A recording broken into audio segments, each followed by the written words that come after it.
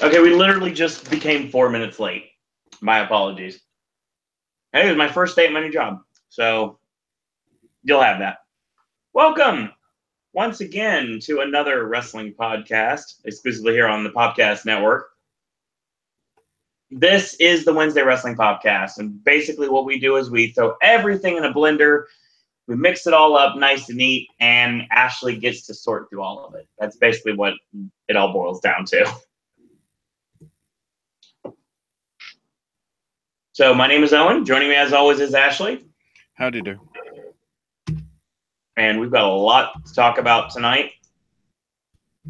Building towards a lot of things right now. Final Battle's another thing that's coming down. So we'll have that. That is a week away. So. Right.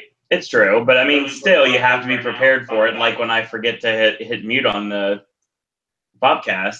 Reverb. I'm so tired. I'm sorry. You must blame my working condition. God damn it, you're ruining the opening segment. Yeah, that's what happens when you find a stranger in the Alps. So, that's a weird reference to Spectre. Yes. So tonight, if you're new to the show, welcome. My name is Owen. This is Ashley. We mentioned previously.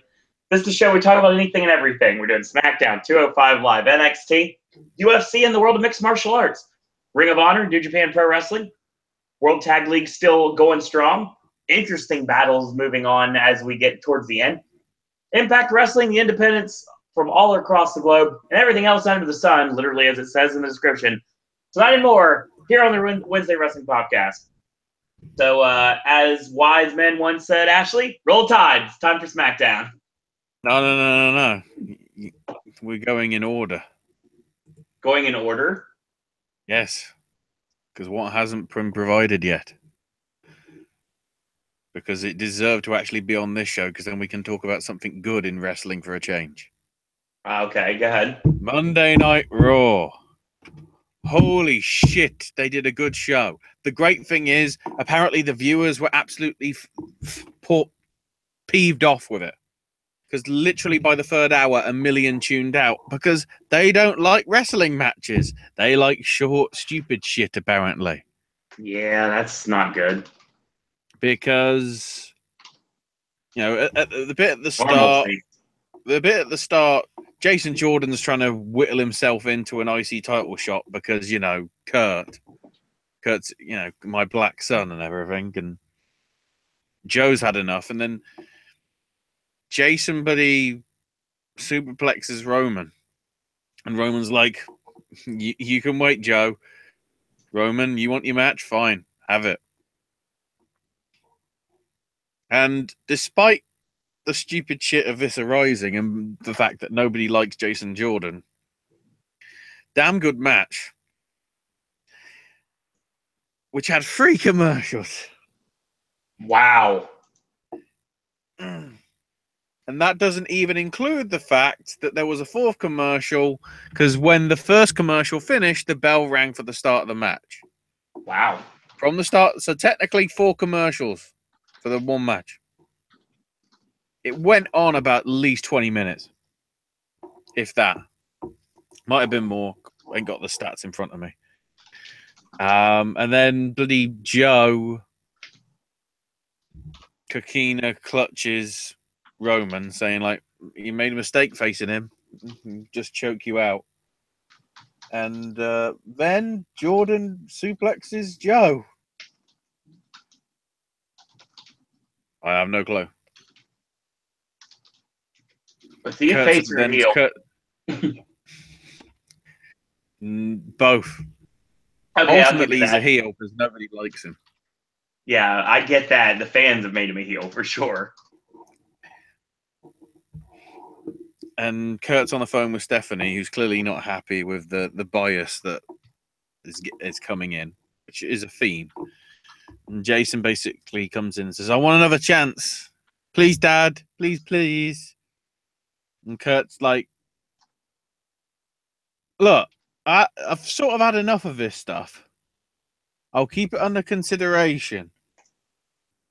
but leave me the hell alone for tonight.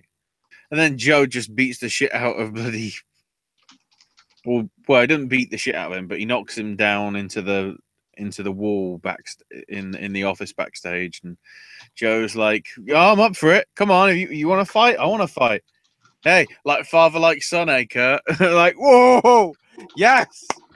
I don't know if that was scripted, but Joe and Kurt living up to the hype 10 years ago. My guess is no. It was not scripted.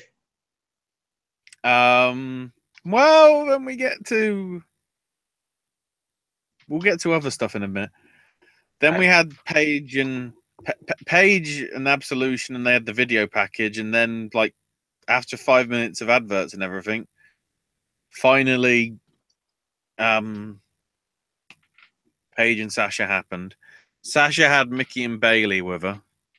Alexa Bliss was on commentary. The thing is, on commentary, they just kept going on about how Alexa's basically a chicken and running away.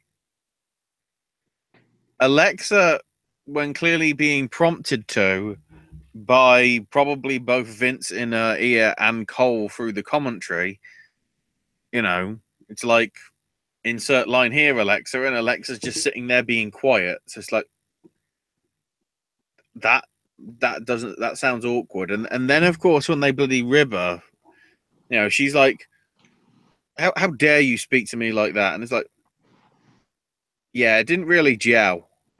Despite that, the match that they actually had between the two of them was really good, which you'd expect because it's Sasha and Paige.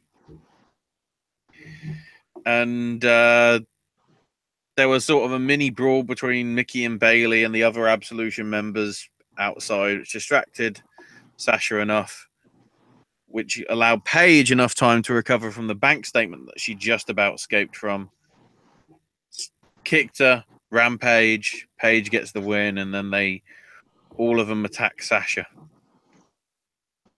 That further, and Alexa's disappeared immediately. As soon as the match was done, she's gone. Who knows? Then Kurt's backstage and Elias strums in, and he wants a shot at the IC title himself because he's not happy that, Kurt got his shot before he got his other shot. And, LA is loving Elias and says, it's a shame that they'll only be getting a musical performance tonight and nothing else. And then, quote, some by Simrise, some by Virtue 4. And he's like, that's Shakespeare. And Elias just goes, no, that's a warning about your bias between you and your bastard son. And Kurt's like, you want competition? Fine. I'll get you a suitable opponent. Then they announced that Machine Gun Kelly's on tribute to the troops.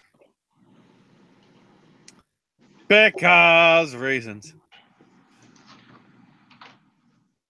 And then Enzo's pep talking Nice and Gulak and bashing Darren Davari because of last week. They leave because the match is coming up. But then Nia Jax randomly walks in shot, smiling, and just goes, how you doing? And she goes. Everyone is perplexed. As it turns out, apparently she's going to be the special referee for the 205 Live event shows that are happening in January. In matches that will have Enzo defending the title against Kalisto on all 3 nights. Okay. So yeah, Nia is no longer wrestling apparently. So we bought these fucking 3 women up. Well, 2, I guess, because Paige. Because apparently there ain't enough people on the roster. And you've literally got somebody that, okay, was bad, but you'd have thought was a better role model because of plus-size women. And go, right. Yeah, put her on 205 Live.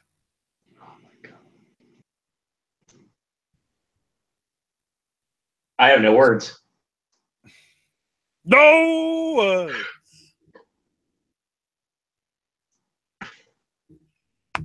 The Cruiserweight 4-way with Nice, Gulak, Ali, and Alexander was very good. Especially the finish as well. Cedric hits lumbar check on Nice. Nice rolls out the ring. Hits it on, his friend, Mustafa Ali. Gulak throws Cedric out, steals the pin, and goes on. It's beautiful.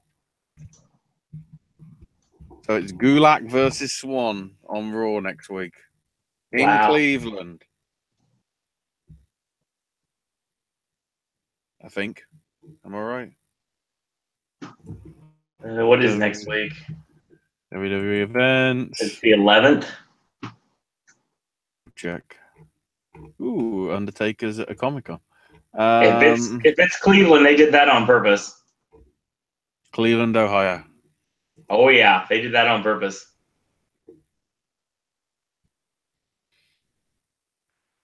And then Charlie's like, so if you win and you're facing Enzo, don't you see that as a conflict of interest? And Drew goes, that's a very hard-hitting question, Charlie. And but if I believe hard-hitting questions like that need hard-hitting replies. So it's only fair that we go to the PowerPoint presentation.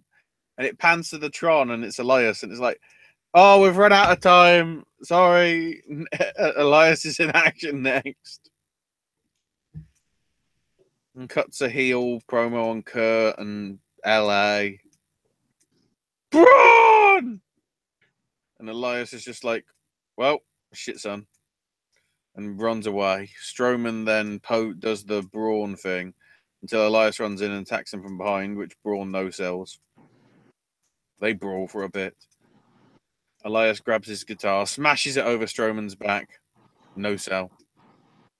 Running power slam. Gets the ring steps. He's about to running power slam him on the ring steps in the ring. Kane's entrance hits, but he shows up on the screen and goes, how does it feel to be in a world of monsters? Not to be a monster among men. Next week, we'll both descend into the abyss. Only one of us will emerge. And he cackled away. Pretty good promo. But the great thing is everybody booed because it's like, can't we have it in LA, please? And then Roman and Dean and Seth are backstage, and it's like, we're doing what we promised, and that's getting the tag belts back. And Dean's like, tag belts? Why are we challenging them? And they're making up the phone, and he's just like, I'm joshing you. Don't worry. Sorted. Cena's on the Tonight Show and the Today program. Literally in about the next hour. And tomorrow morning, apparently. Because Ferdinand! Asuka faces Alicia Fox. Surprisingly, it's not a squash match. Not as bad as it was with Dana. Because Fox does get a couple of pinfalls and offense him, but eventually Asuka locks submission. And once again, Alicia does this. I'm tapping, honest. Please, ref, can you interpret this as tapping? And then Absolution shows up. Asuka smiles and leaves. And Paige is like, me and you, Foxy, we've been friends for ages. I love you. Sonya and Mandy, I don't think they feel the same way, and they beat the shit out of her. Mandy does a terrible fucking kick. Sonya does a terrible fucking Shining Wizard. God. Well, Vince, you brought up two unqualified cunts. Which, by the way, I have the conspiracy theory. The only reason Sonya Deville was brought up is because she's lesbian, and Stephanie wants to do her bloody lesbian, gay, transgender stuff that she wants to do. Wouldn't be shocking, sadly. She wants to be LGBT friendly, so bring up the only openly lesbian wrestler on the roster. Which, if we go into what Dave was saying, all these call-ups clearly show that they're looking for people that wrestle, apparently. rather than people that are actually good lookers. Hence, apparently, why Sarah Logan was brought up and Liv Morgan. Never specified it regarding to bloody Sonya in terms of wrestling quality. Only Sarah. I think we're reading between the lines there. Dave rates Sarah Logan. The other three, fuck off. Well, Sarah's beautiful and talented, so there you go. Charlotte's in the Psych movie that's on tomorrow, apparently. Balor versus Dallas, which goes about 5 or 6 minutes. And then the WWE Week graphic comes up. Now, this is the interesting thing. So, Monday is Raw. Tuesday is Smackdown, as usual. Wednesday is NXT.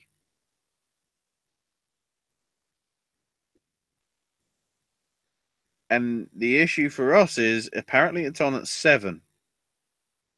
Oh, God.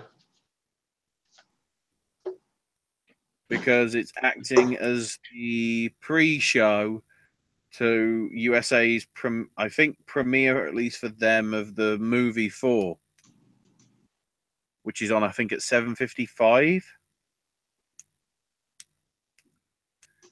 And then Tribute to the Troops is actually going to be on Thursday, which nobody's going to fucking watch because they're watching Star Wars. You dumb idiot. Also, we'll tell you what fucking happens in a few minutes. Real quick, before we go any further, I want to mention welcome Timbo to chat, and Dr. Creepypasta Cantu, welcome to chat as well. Creepypasta. Oh, no. Yes. Oh, no, Creepypasta. No.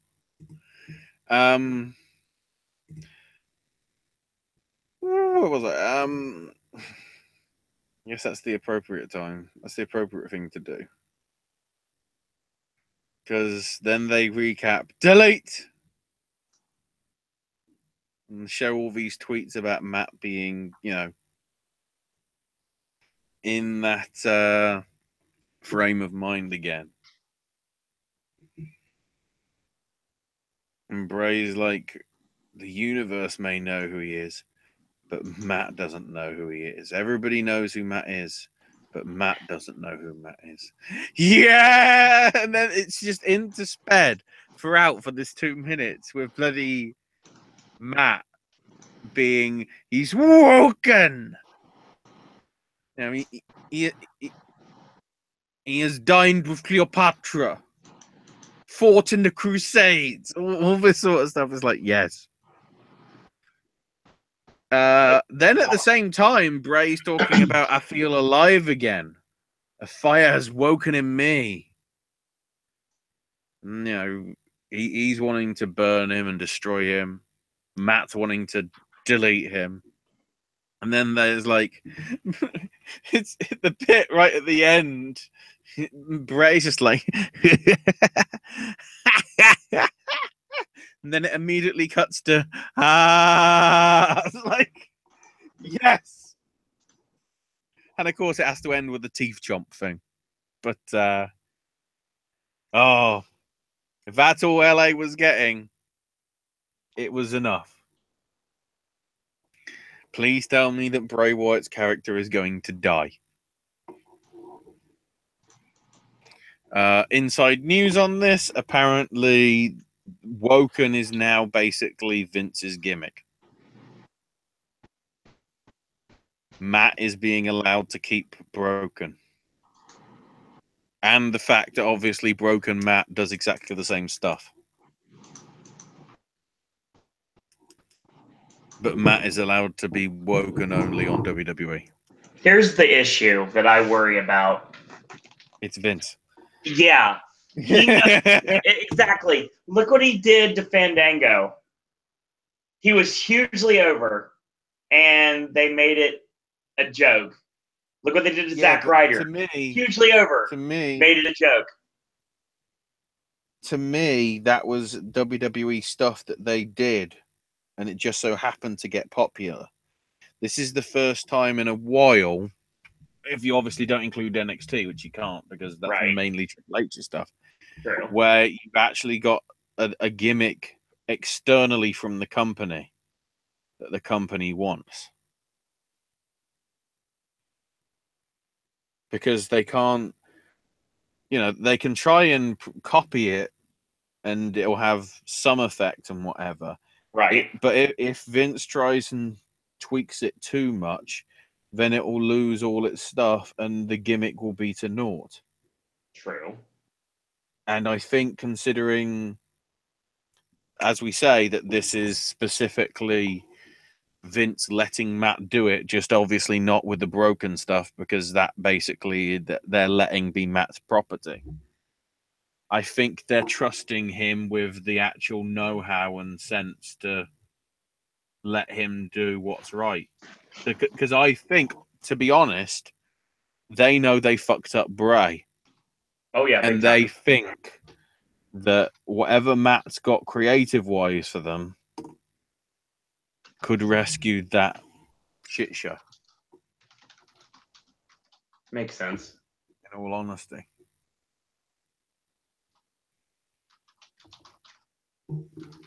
And then the tag title match, which was a very good match as well. Seth hits the ripcord knee on Cesaro, about to get the win, but Sheamus makes the save and keeps beating down on Seth and beating down on Seth and beating down on Seth. And the referee's just like, ring the bell, DQ. And then it's like, we're just about to go off the air. And then Kurt comes out and I'm going, we literally just got to about 8 minutes past the hour. How long are we going here? Because Kirk comes and says, when you talk about setting the bar, fine. I'm making this a no DQ match. We're restarting the match. And the Shield are on the front foot, and then randomly Samoa Joe shows up, attacks Seth, attacks Dean. Roman runs in for the save, hits a Superman punch on Cesaro randomly. Joe's hopped the barrier into the crowd. Roman goes after him. Sheamus gets Cesaro, wakes him up because he needs to recover. Puts him on top of Ambrose. But he's sort of come to, so it's not like he's dead sort of thing. He's not like he's passed out. Gets the count. Roman can't make it in time. And the swerve ending happened. They're going to win. Just got thrown out.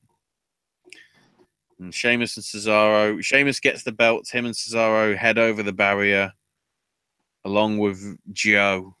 And that's Raw. It's just a shame the viewership did so shit, because that is what Raw needs to be on a more regular basis. And of course, let the wrestling tell the storyline. So I'm walking around Epcot during the DVC party that me and John Paul went to, and Ashley sends me a message basically telling me that Raw's good tonight. And I'm like, the one time that I miss Raw, it's actually not tolerable. It's actually good.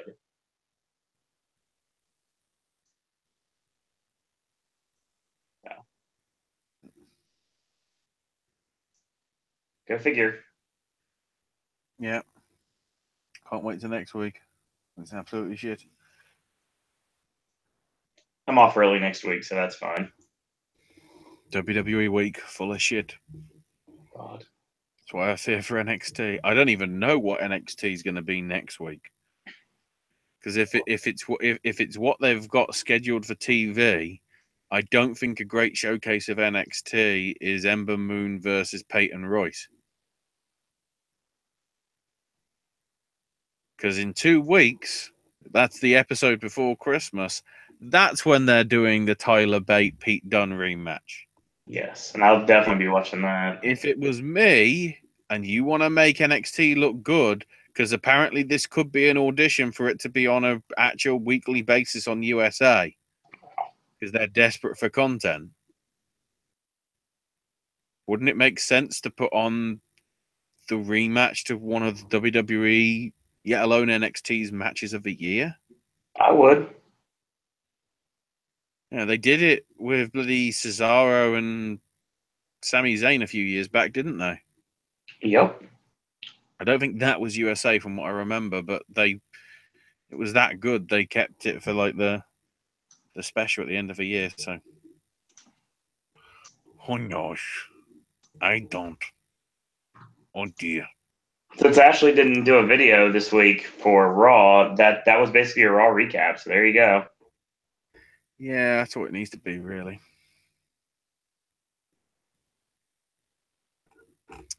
So now we go into Smackdown. Then to Down Smack.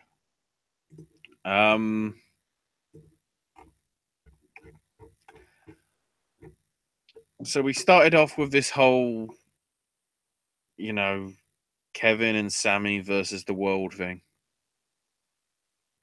Basically, it's Sammy facing Randy Orton, but Kevin's going to be handcuffed at ringside. Make sure there's no shenanigans and whatever.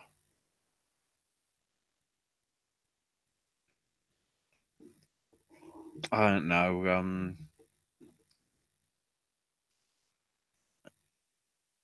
I mean, I get it, but I guess that's Shane for you.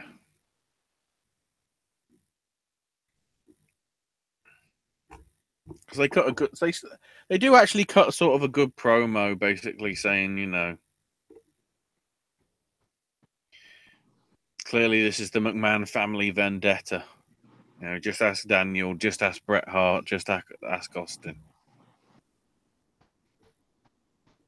Decent angle. It's just like, bloody hell, Shane, you're turning into a heel. And if Daniel Bryan's supposed to be the bad guy, as soon as it happens in a few weeks, he won't be. And then it's time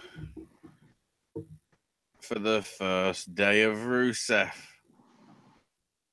My Rusev gave to me a tag team victory. And then the second day is apparently Rusev shirt. And then before we can find out any more days of Rusev, New Day come out. So it's Biggie and Kofi versus Rusev and English. And lo and behold, Rusev wins it. With a jumping thrust kick to Kofi. We basically find out that because of that win, they're sticking them in the four-way. Well, the triple threat's now becoming a four-way, I should say. It's New Day, Usos, Benjamin and Gable, and Rusev and English. In. Then we got an interview with Mojo. It says everybody's, asking me, even bloody Rob Gronkowski. He's asking me why I did what I did. Well, why don't you ask what Zach did to me? He got injured. I had to go on my own, and hell, on my own, I won the Andre the Giant Battle Royal. And just as it looked like things were going to go my way, Zach came back to drag me down. Zach is just dead weight. I'm a serious competitor. I was going to put a fake laugh in. You already did it, Owen. I'm not fake laughing. Not even close. I was going to do, ha! Got him! He's nobody's tag partner. If there's anybody in the locker room who's got an issue with it, they can shove it.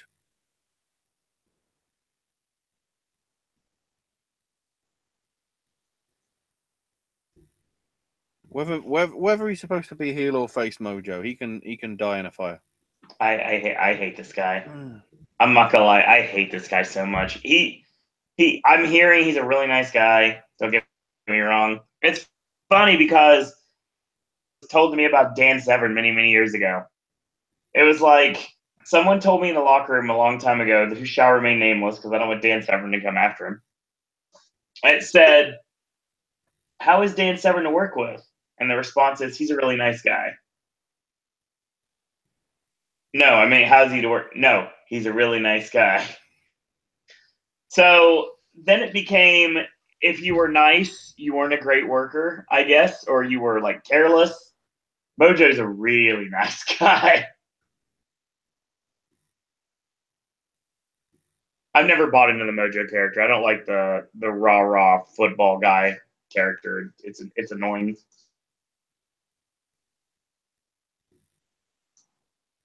Zack Ryder hopefully will get a renewed push out of this after he gets rid of Mojo quickly. So Daniel's with the women backstage, and they all want to face Charlotte. And then the Riot Squad show up and goes, "Hey, I pinned Charlotte, but I'm not in the match. Is it because the tattoos scare you?" And Liv goes, "No, it's because he's superficial. Because you're partial to brunettes, you discriminate against blondes."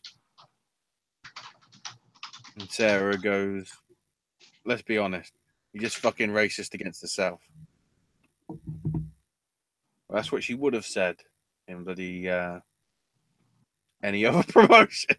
Pretty much the truth. So they're all arguing, and Daniel just goes, "Shut the fuck up, you stupid cunts. I don't know why we've got teams here." Again, that's what he would have said if it was another promotion. Yes. So yes, they are all going to be lumberjills.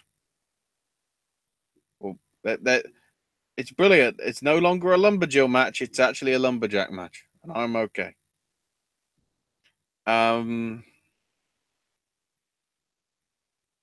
So then the Baron and Rude basically going at each other and saying, you know, why is Ziggler in this? You know, Dolph doesn't belong in the match and says, you know, I can beat you one-on-one, Rude says, and you know, my chances to win going down by a third. Your chances of winning go down by a third. And I'm going, is this a 63 and 2/3 chance of winning? Yep, that is definitely a Scott Steiner reference waiting to happen. And Dolph comes in and goes, look, I'm in the match because I'm a 2-time champ, a 5-time Intercontinental champ. You know, I've successfully cashed in the briefcase, unlike you, Baron. You know, your chances to win mathematically drop to 0. Because Kurt Angle knows he can't beat me. There is one nice bit that I saw as a GIF when Dolph tapped Baron on the title that he had over his shoulder. And as soon as he did, Baron wiped it off as if to go, I'm not having you sullying this belt. Baron has his moments. So now it's time for the Bludgeon Brothers versus Adam James and Josh Carr. The Bludgeon Brothers win. Next. This is making him look anything but strong.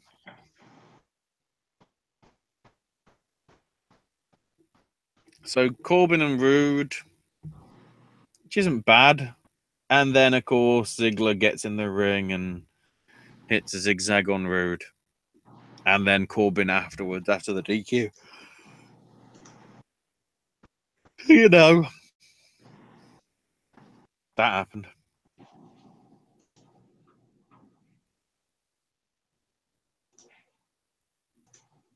And then Natalia's talking to the women and, you know, throw some shade at the Riot Squad, and then the Riot Squad show up and Natalia's all nice at them. And then she hightails it. Charlotte versus Tamina happens. Charlotte wins, so Tamina taps out. And then Natalya goes, you know, runs a promo on Charlotte, and then the Riot Squad shows up. And it sort of breaks into some sort of a brawl, which is interesting because Tamina attacks Sarah Logan.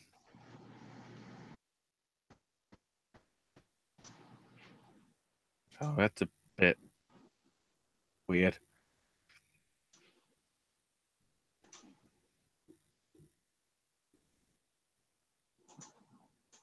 But interestingly, backstage, they get Daniel and, you know, they thank him for listening to their side of the situation. Says, you know, on one hand, you think it's insulting to have Kevin cuffed to the ring rope like a rabid dog. The fact of the matter is Shane doesn't want interference. So now it's at ringside and about the technicality, and Daniel goes, "You'll be suspended if you don't comply with the ruling."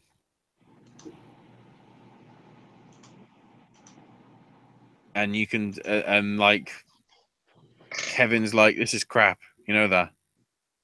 This is crap. And Orton wins with a roll-up because Zayn stops the RKO but misses an Helluva kick. So there was no RKO in that sense, at least. But then Owens is, of course, as the match is done, Owens immediately sort of gets released. Well, he doesn't, because he actually manages to get some bolt cutters from under the ring or something and gets free. But so there's a 2-on-1 beatdown, but then Nakamura shows up and hits his spinning heel kick and a Kinshasa, and Orton gives Zayn an RKO, and Nakamura picks up Owens, RKO's Owens as well. And then Zayn gets the Kinshasa. And then Shane says this is one of the best finishes in SmackDown history. What the fuck are you smoking, you dumb bastard? And Daniel's like, are you done punishing them? And Shane goes, no. Nakamura is going to be Orton's tag partner at the Clash of Champions. And if Sami and Kevin lose at Clash of Champions, they're fired. Not from SmackDown. They're fired from the entire company. How does Shane have authority to do that?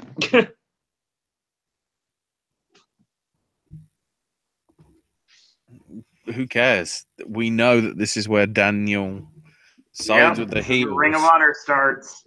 Daniel sides with the heels, and immediately the crowd go, "Screw you, screw you, Shane. You're the bad person now." The Ring of Honor stable is begun. Daniel's the good guy. Yeah, he is. I don't think they've realized that. Nope. Yet. They're going to the hard way. When it blows up in their face, it blows up in their face. So then we transition to 205 Live. Basically, Enzo isn't there because he's in Abu Dhabi. So the Zoe train tonight is the Drew train. All aboard. Yeah. I like this better than anything involving Enzo. There's a lot of pressure because of leadership. The only way to talk about leadership is PowerPoint presentation. And then Cedric shows up. He's like, oh. You know what the PowerPoint stuff actually kind of reminds me of, honestly? It reminds me of like WCW Jericho. Hold one. Armbar. Exactly.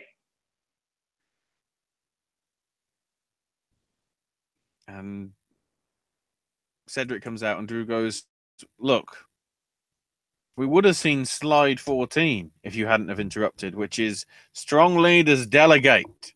That is why I have delegated my responsibilities to a member of the Zoe train who's been a little SOFT. And is somebody eager to showcase the talents for Drewtopia? Yes! This is so much fucking better than Enzo shit. Oh, yeah. So it's Noam Dar versus Cedric Alexander.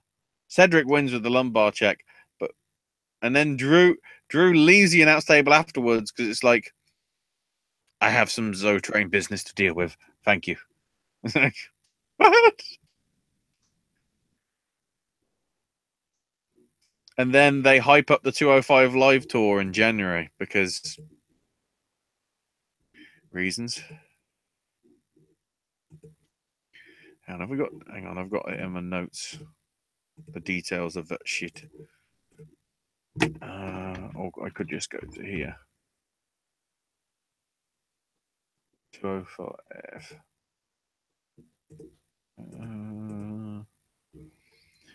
So they're doing 3 house shows in January. The weekend before the Rumble, by the looks of it. I don't know how this is. As I say, these are the shows that apparently Enzo's going to be defending the title against Kalisto on, with Nia as referee for all 3.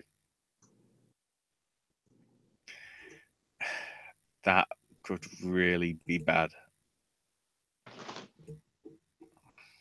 Also, that would mean that there is how many different shows? So NXT has a separate division of touring shows. Right. So that'd be a 4th. They have 2. Yeah, but then you got Raw and SmackDown as well. Well, you'd have 4. Well, you have NXT. Yeah, you have NXT touring here. Then you have NXT touring in the rest of the country. Then you have Raw. You have SmackDown. Then you have 205 Live. This is a bad idea. Too much. It's way too much. They're trying to take it to the indies right now, and it's like it's not going to work. Remember the ECW house shows? They worked really well. And bloody Cesaro and Ali and Swan talk about the tour, and Ali goes, after hearing Drew, I almost miss Enzo. Fuck off, you uncultured cunt. Nope.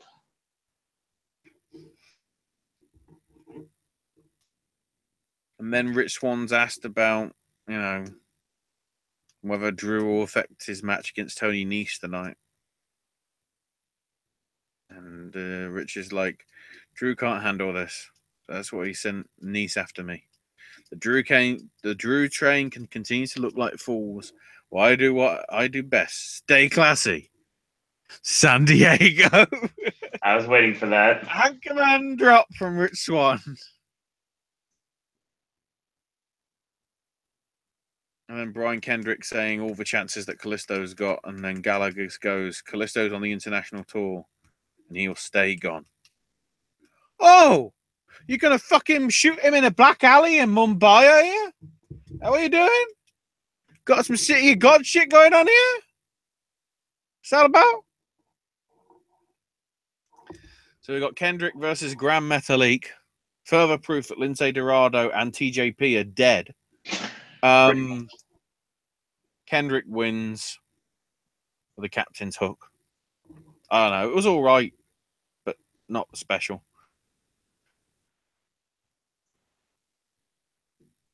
And Nese, Dar, and Daivari, and it's important that I beat Rich Swann, and that's why Enzo's put me in charge. And Daivari's go, I won't listen to you. And then you'll have to answer to Enzo then. I have the microphone of leadership. We are like Justice League. I am Batman. Nese, you are Aquaman. That's harsh. Nese can talk. Dar is the Flash. To some extent, that actually fits because of the Pinky Party. And then Daivari is Wonder Woman because he is a fierce warrior. Yeah, that didn't work. More Hideo Itami hype. And then Swan beats Nese with the Phoenix Splash. Oh, by the way, Seth Rollins. He did the deal on Raw. Oh, good. That's all that matters. And Drew then sounds the siren on his megaphone, and Dar and Daivari get in the ring. And Drew's about to lead the Justice League of Amazing Gentlemen into the ring. And Tozawa and Ali take out Alexander, or come to the aid of Alexander and Swan. Gulak flees with his megaphone. So what I'm saying is Swan should lose to Gulak in Cleveland. And Gulak beats Enzo, and then Gulak is actually a face in Chicago. Because that makes sense. To be honest, that doesn't make sense, isn't that? Right.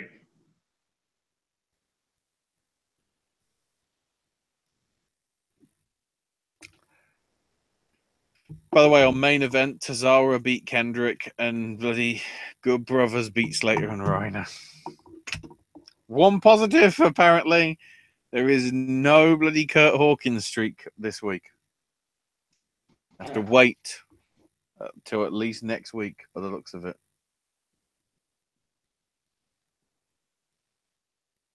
So then we come to NXT.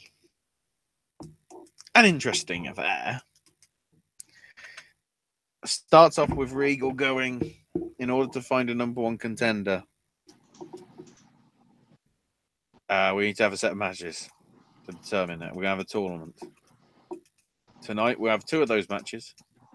Tonight, you'll be seeing Killian Dane versus Trent Seven. And in our main event, Cassius Ohno was due to be facing the Velveteen Dream, but due to injuries sustained during War Games, he will not be able to compete. So I will find a suitable replacement. So then, what are you going to? Well, even if I have to try to suspend disbelief, how did the Velveteen Dream get hurt at War Games? That better be a rhetorical question, because that is a rhetorical answer. Exactly. I think it's because they confused him with Leo Rush. Oh, God, I hope not. It's like, he's a black young kid. Let's fire him. Oh, wait, the wrong one. Shit.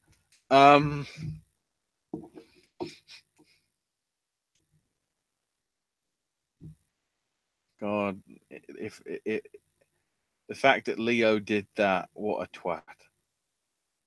Given that it now appears that he's gone from the company. That's why you should always be careful on social media. Hell, bloody Kevin can attest to that, because apparently somebody fucking hacked his wife's Instagram. Mm-hmm.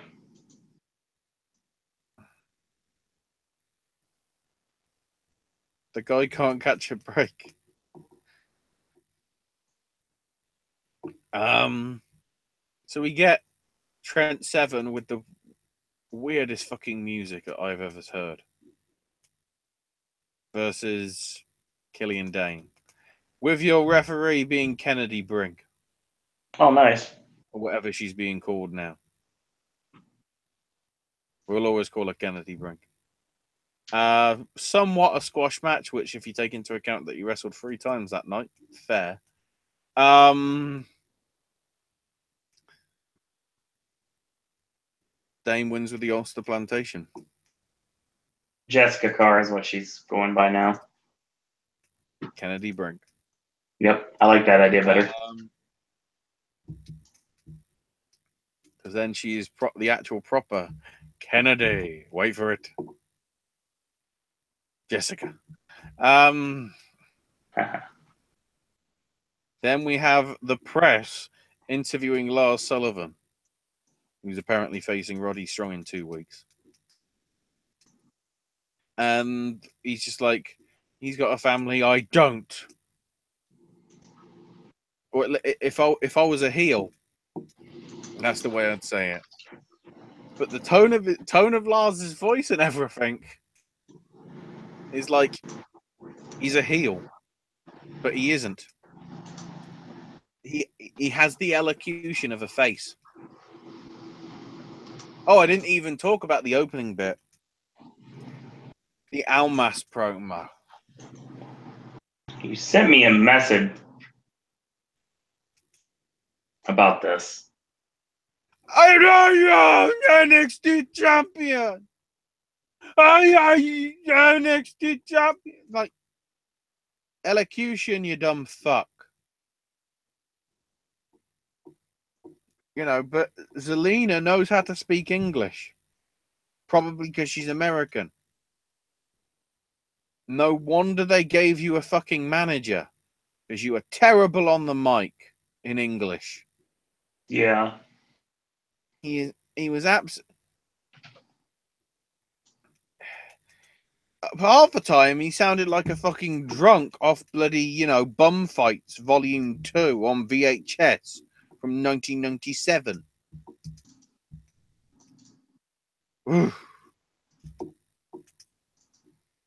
Then we get Ruby Riott versus Sonya Deville. Sonya wins it because Ruby refuses to tap out because lesbians. And that, as I rightfully thought to myself, and I saw somebody else in the chat where I watched stuff. So you just made the leader of the Riot Squad looks absolutely fucking terrible to a lackey in Paige's Absolution. So what you're already saying is we shouldn't be taking the Riot Squad seriously. Anybody concerned here? Ever so slightly? Don't trust the booking of women's division. I never have. So then Ember Moon's being interviewed by the press. Basically, it's just somebody with a fucking mic, somebody with a phone, somebody with a dictaphone, and somebody filming it on their mobile phone. And it's like, you know, she's happy about being champion at last. And then, excuse me. Peyton and Billy from the Iconic Times. Yes. They grab the guy's NXT mic as well. Like, you know, when will, considering that, you know, you pin Nikki Cross and not me, Peyton's like, I think I should be the one that actually gets a shot. And then Billy's like, no, I thought you said it to me. Then they bicker. And Athena, Ember, whatever you want to call her, comes up with a pretty good line, you know. Seems like you've got an iconic problem here. It was done in such a cheesy way that it actually sort of worked. Like, you can decide among yourselves who it's going to be, and I'll face whoever it is next week for the title.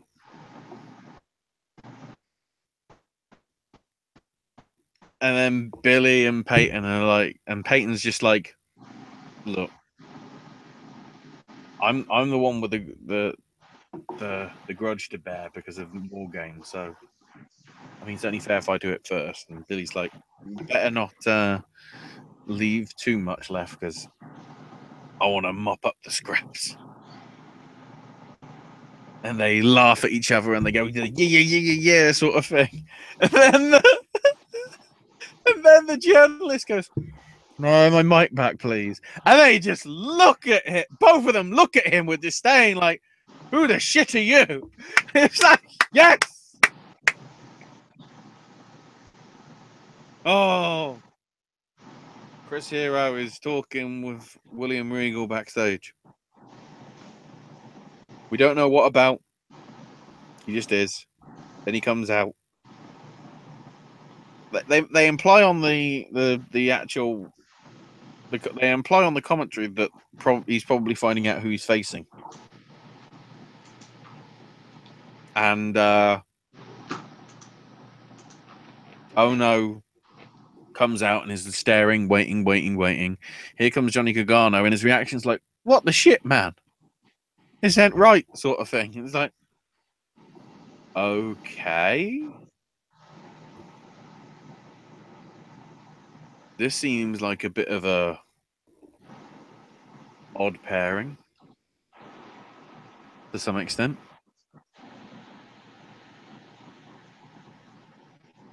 And they have a damn good match because it's Chris Hero and Johnny Gargano.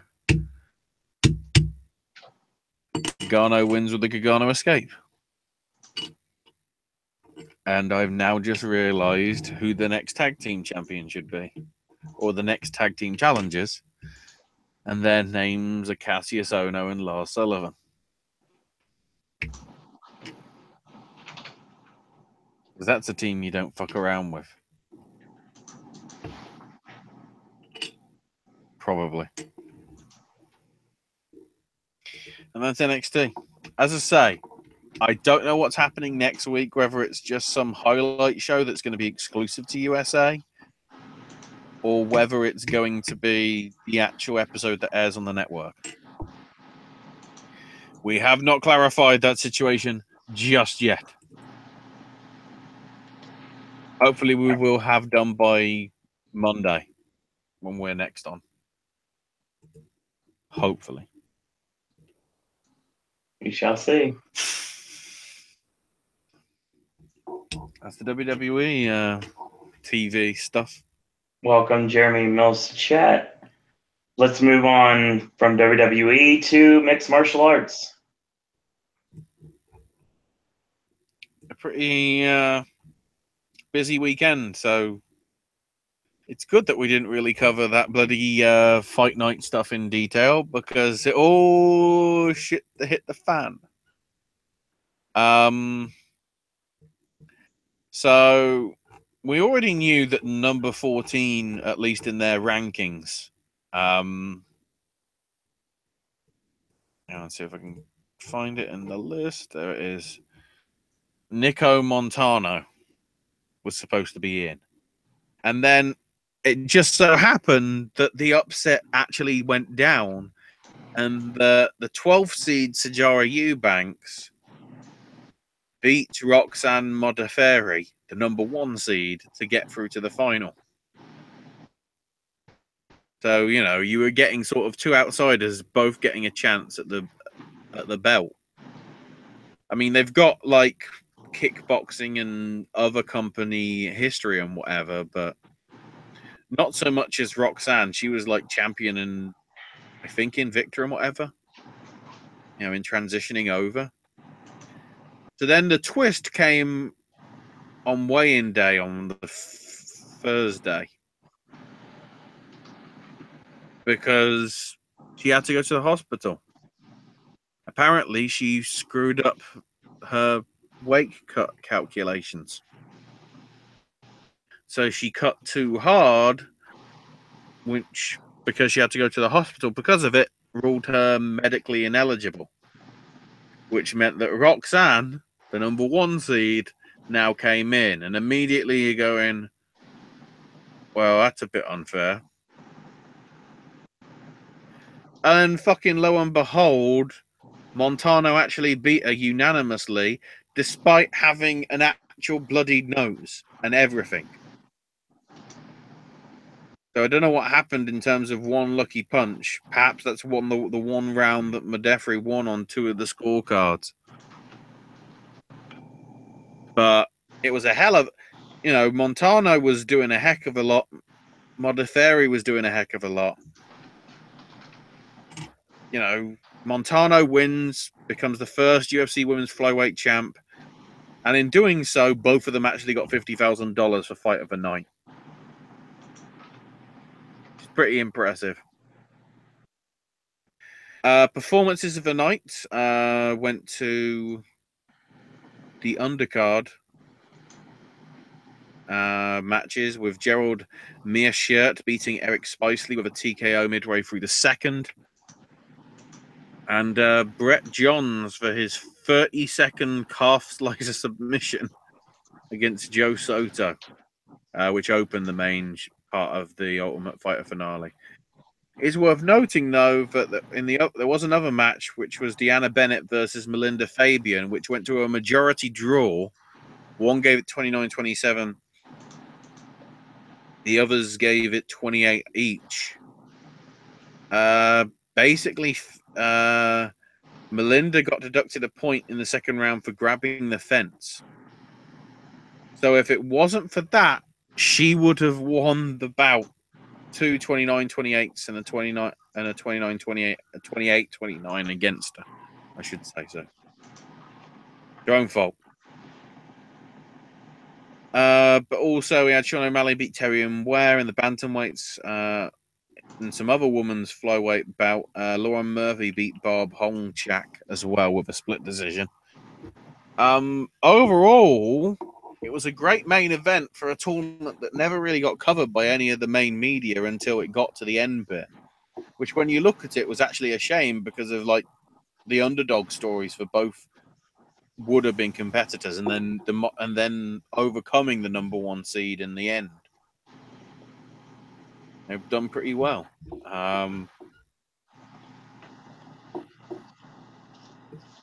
They both got $100,000 as well, apparently. And that doesn't even include the 50, Nico and Roxanne for that main event.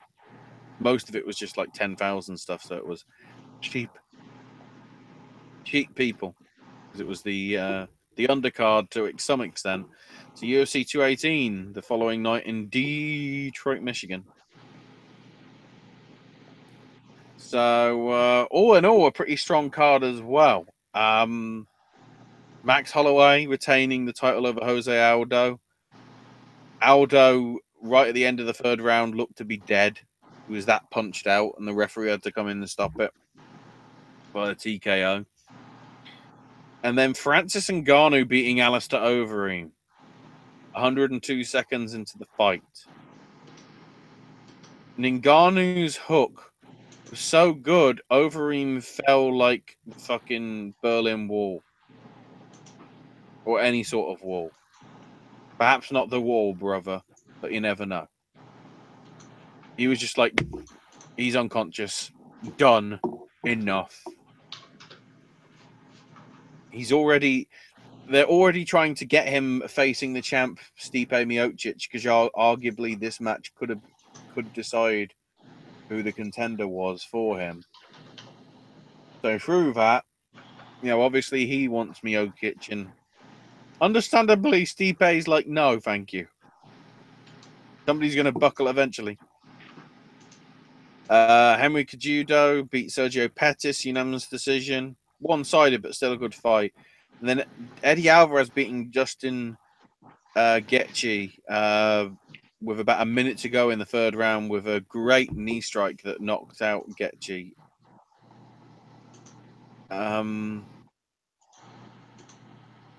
Alvarez, that fight between Justin and Eddie was good.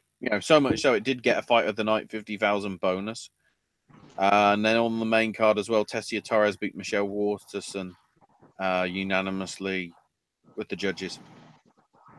However, then on the undercard, we had another great fight. Alex Oliveira coming up just short with Yancy Medeiros beating him. And again, this was a third round TKO via punches, but that was another really good competitive fight, and that got both of them got $50,000 each as well. So all in all, we had some good matches on these shows last weekend. Hopefully the trend can continue this weekend. On paper, probably isn't as good, which makes sense because obviously last week was a pay-per-view and this one is a fight night. But we're in Fresno, California. The first visit from UFC, at least there. Strikeforce was there in 2010, so it's been a while that a major MMA event's been in the town. The big main event is the featherweight bout between Cub Swanson and Brian Ortega.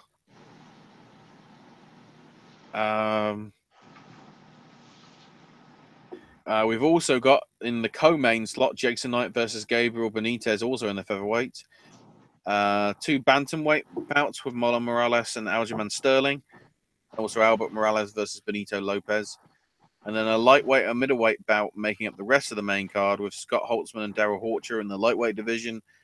And in the middleweight, Eric Anders versus Marcus Perez. There's also some Fight Pass prelims, as well as Fox Sports 1 prelims, even though the main card's on Fox Sports 1 as well. So, I don't know. I guess the one that I'll mention here, because it's the main of the prelims, Alexis Davis versus Liz Carmouche in the women's flyweight division. Because apparently they've both moved down. Because I guess they want a shot at the champion, whoever it is. Probably. I'm pretty sure Carmouche and Davis were fighting in the one that Joanna Jurczyk and lost to Thug Rose. Because I always have to remind everybody of that. Thanks, Cormier. So yeah, next week is, I think, a Bellator show along with UFC. I think. Have a quick look. And then, of course, we edge closer to Bellator going crazy with their heavyweight title stuff, and then UFC's slog once we get to the new year. On UFC related stuff, there is no word on whether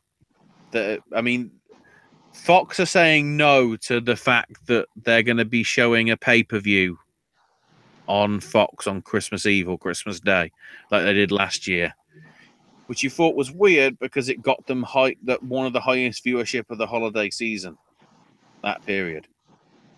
Part of me wonders whether it's because Fox can't afford it.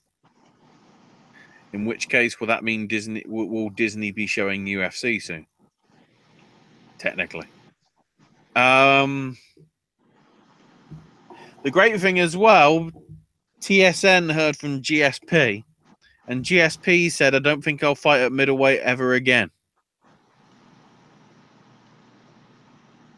So the middleweight champion is going to vacate the belt. Lol. And Helwani says that talks are underway to make Robert Whittaker versus Luke Rockhold official for the UFC 221 show in Perth, Australia. And Francis Ngannou, Stipe Miocic is slated for the Boston UFC 220 show in January. So they might be doing it that quick. 6 weeks after the bloody Francis match where he knocked out Overeem. So who knows? There is no word on the CM Punk situation or anything regarding that, considering rumors were that they were speaking this week. Apparently, CM Punk did earn his blue belt in Brazilian Jiu-Jitsu, though, so I guess that's news or something. Just have a quick look. See if there's anything else. There's nothing. That's just Joe Rogan throwing shade at wrestling fans.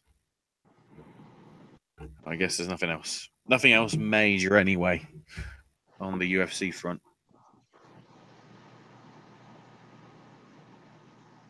There you go. All right, so we move on from WWE to MMA to New Japan Pro Wrestling. Oh. So apparently Access TV showing Wrestle Kingdom on January 6th. 2 days afterwards. My issue is they're showing it for 3 hours. Wrestle Kingdom shows do not go 3 hours. Last year's went 4, which was a surprise because they normally go at least 5. So we'll see. Another interesting little tidbit, Kidani, the owner of New Japan, tweeted out a message in Japanese saying that quite a lot of the tickets they've been selling in the last few weeks haven't been to Japanese people. they've been solely to the international market. So it looks as if they're having an issue of they're becoming so popular the Japanese aren't going, but everybody else is willing to travel. Further proving that we know what the true main event of the show is.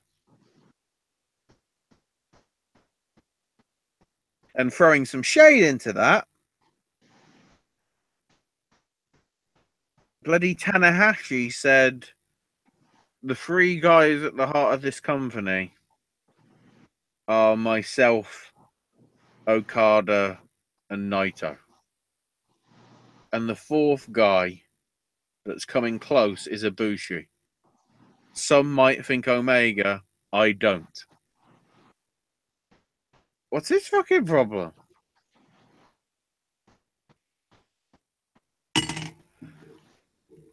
Some interesting shit going on down there. So in terms of the World Tag League, I won't go through all the results, but the way the standings are is complicated because in terms of what we've got coming up, B Block has to finish their, I think, 6th set of matches. And then they've both got to face each other in the final matches over Friday and Saturday. So none of the figures are actually accurate, which is annoying.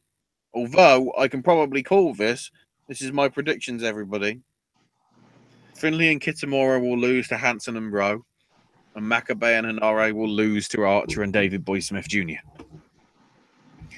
So because of that, if we take that into account as being my predictions, as that's what's going to happen, because as I said, the Hanare Kitamura thing is going to be decided in the final match, which looks to be this Saturday, lo and behold. It's a complicated situation in both the blocks to some extent. So we've got in Block A, all on 8 points, Evil and Sanada, Hangman Page and Yujiro, and Goto and Yoshihashi. On 6 points, we've got Suzuki and Iizuka, Fale and Chase Owens, and Juice Robinson and Sami Callihan. And then Tenkoji on 4, and then Nagata and Nakanishi on 2. In Block B, if we add in the results that I think are going to happen in a few hours, at least as of recording this,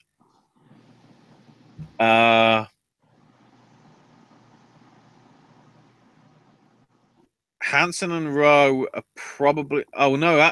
Okay, that makes it even more interesting. Hansen and... Wait, what happened there, then? Wow.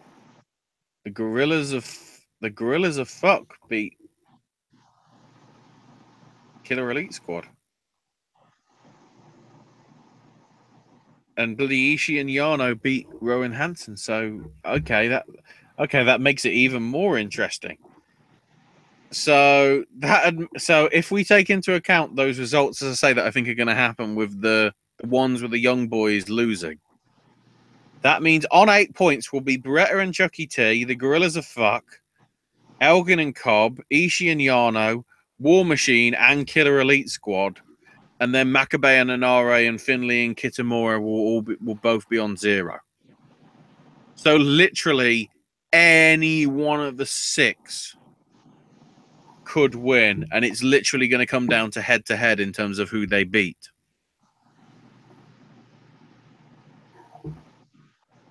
So that's going to be complicated. Just a tad. The main event of the A block finals on Friday in Hiroshima will be Goto and Yoshihashi versus Evil and Sanada. Whoever wins that, as long as, because I think Hangman Page and Yujiro have a bet lost, I think, to Evil and Sanada from what I remember. So I think that means that Evil and Sanada are in the driving seat to probably get a win here, which makes sense because they probably should do. A lot of people have argued that they should. the Saturday, they seem to be finishing with Killer Elite Squad and Best Friends,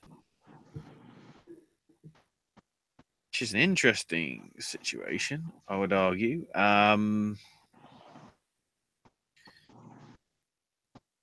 In the order for that one, they're obviously having the no choice match of Makabe and Anare versus Finlay and Kitamura in terms of which young boy will get a win, if either.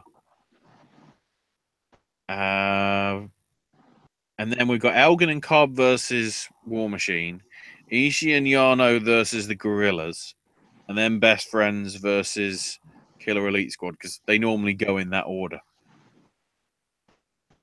I don't think those are being shown live, from what I remember. The one that is being shown live will be Sunday night into Monday morning. Well, in fact, it'll be more like early hours of Monday morning for the Americas. The World Tag League Finals, which will also feature Ibushi and Kushida versus Cody and Marty Scurll. So, yeah, they're flying out to Japan and then flying immediately back for Ring of Honor. Roppongi 3.0 and Rocky Romero face the Elite. And Okada and Ospreay versus Naito and Hiromu. By the way, breaking news. Apparently, Daryl has given birth to Daryl Jr.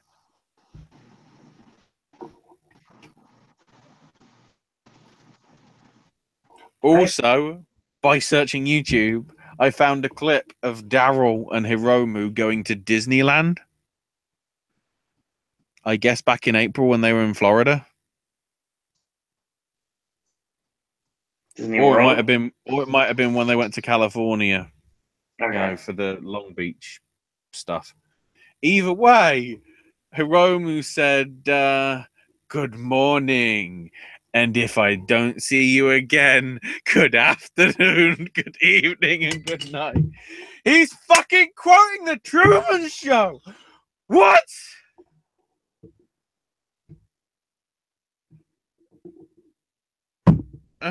I'm lost for words. That's the Japan stuff. Holy shit. All right. Moving forward now, we're going into Impact Wrestling. Which had a viewership spike. As really it should have done. So we're starting off with the Knockouts title tournament. It's Casey Spinelli, Madison Rayne, and Laurel Van Ness. We'll get to that name in a minute. Yeah, we will. Laurel wins with, I guess, a bulldog. It wasn't great looking. The great thing about this match is it felt like just, here's a women's freeway. It didn't feel like whoever wins this actually could become a champion. She's a bit worrying. When you look at the other side of the bracket, being Rosemary, Sienna, and Ali, there's an issue here. So then we get Hakeem Zayn versus Taiji Ishimori, which Ishimori wins, relatively quickly. It did go a bit too high spotty at the start, but eventually transitioned into a better match. And then Lee and Conley attack Ishimori. Then James Storm's doing a promo backstage saying how cold his beer is. And Tejano, sorry for your luck, Tejano, because they're cheering for me or something. LAX is back in their clubhouse because they want to send a message to OVE, especially the center part of the human centipede, which is Sami Callihan. Really? We want the title back, and we're serious, just like a late period. This is This is why the fucking crash let you go, innit? We'll get to that. So now it's time for Sami Callihan in Defy Wrestling. Callahan wins. Random shit. And Alberto cuts a promo, says that Johnny Impact is a kid who thinks he can fight with a man like him. I broke his arm and spirit and even saw his mum crying. I'm going to destroy the new Golden Boy. Since when has he been the Golden Boy? Which, by the way, where's the fucking person that's supposed to be in charge of this promotion? Oh, wait, there isn't one.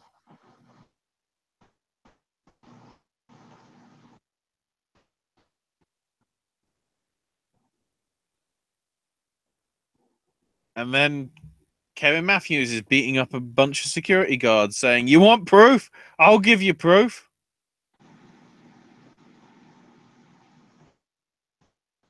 So I don't know what that is. Once again, he's trying to badger American Top Team. And they American Top Team ignore him. Tejano and James Storm. Not too bad a match. Should have been given more time, probably. Storm wins with the last call.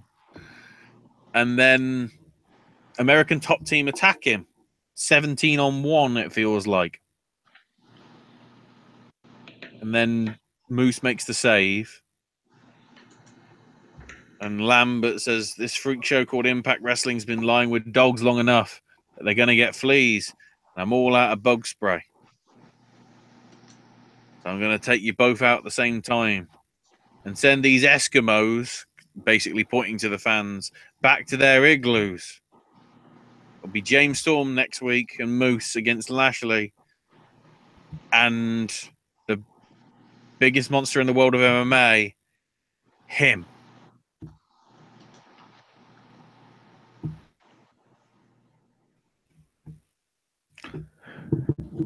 Vince Russo's writing this shit, isn't he? Not that I'm aware of. Now it's time for Park and Park. Commercial featuring Joseph and Chandler Park, aka Ethan Page.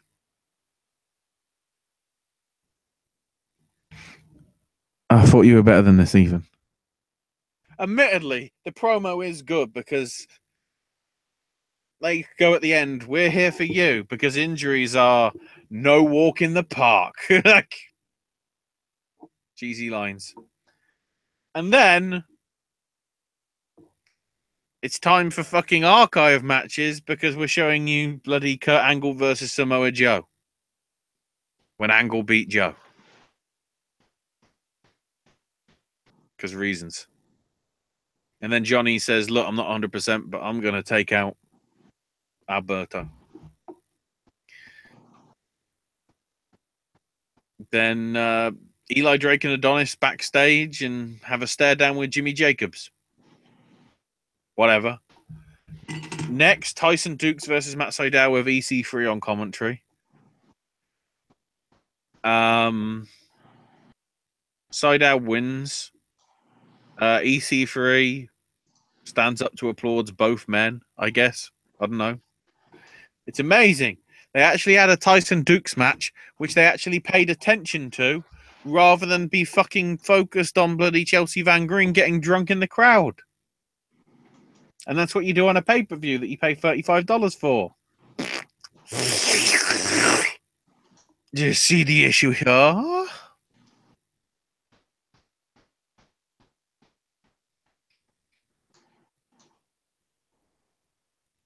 And then Johnny versus Alberto. Pretty good. Pretty solid main event. Impact getting the win with the Starship Pain and everything. And then Drake attacks both of them. And then Adonis comes in, and then Canada hits, and Petey Williams comes out because apparently Petey Williams has to come out as a Team Canada because he can't be himself anymore. He has to be a gimmick from a decade ago. And then It culminates in Petey hitting Drake with a Canadian destroyer. And they celebrate. Stop showing other promotions' work and stuff from years ago. I know you're trying to plug the network, but they literally don't do that on WWE. They have a reputation.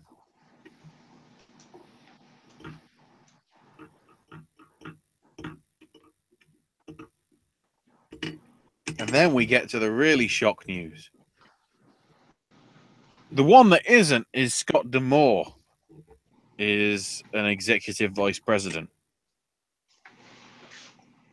The one that is that Don Callis is.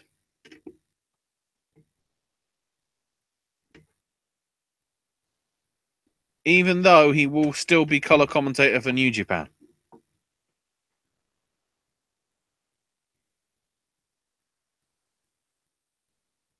So basically, Don's going to be an advisor in terms of stuff like creative, which, by the way, apparently Sanjay's still doing all his stuff. And who knows? Who knows? And then because it sort of ties into it, because I mentioned it earlier, and because they are a co-promotion, I guess, with Impact, Conan's no longer with Crash. With an interesting statement. I don't know. Did you read the statement, Owen? No, I just glanced over and saw that they basically said bye. So something had to have happened. This is the statement that they put out. Quote, "The Crash Lucha Libre brand is known for the way we treat people and value each and every single person that works in the company. Bettering the economical and habitual needs, showing the support for each element and giving opportunity to new talent. In this way, the value and professionalism shown between each of its partners. Not being able to comply with the code of ethic is something we do not tolerate in this company. With that being said, we now announce that Conan will no longer be working with the Crash."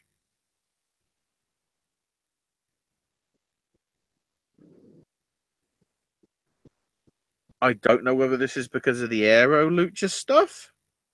Could be. The big issue, though, for them is, guess who Conan's friends with? Mysterio, Pentagon, Phoenix, all those guys that left AAA to look elsewhere. Yep. So clearly it's something enough that the Crash feels seriously passionate about it, but still.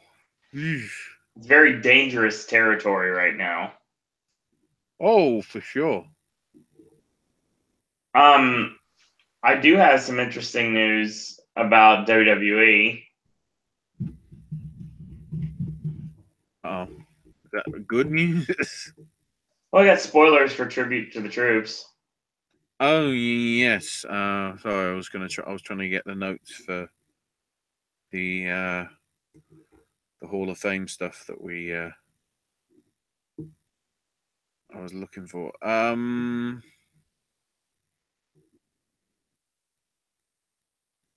Yeah, this obviously ties into what's happening over the next week, because the opening match of the Tribute to the Troops is Shield beating Samoa Joe in the bar.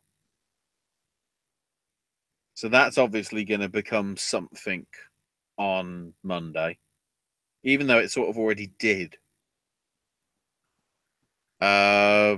Then Absolution beat Sasha Banks, Bayley, and Mickie James. If you're wondering why are there women on the Tribute to the Troops show and why aren't they on the tour, keep in mind they're going to Abu Dhabi. If women's wrestling was in Abu Dhabi, they'd have to wrestle like Gracia Saeed, who may or may not be cheerleading Melissa. She isn't great attire to wrestle in. So I don't know whether that means that. I mean, who else is left? Does that mean Asuka's facing Alexa Bliss then in India? Maybe. Logically, that's the only two people left, isn't there? Or I guess Nia. Maybe.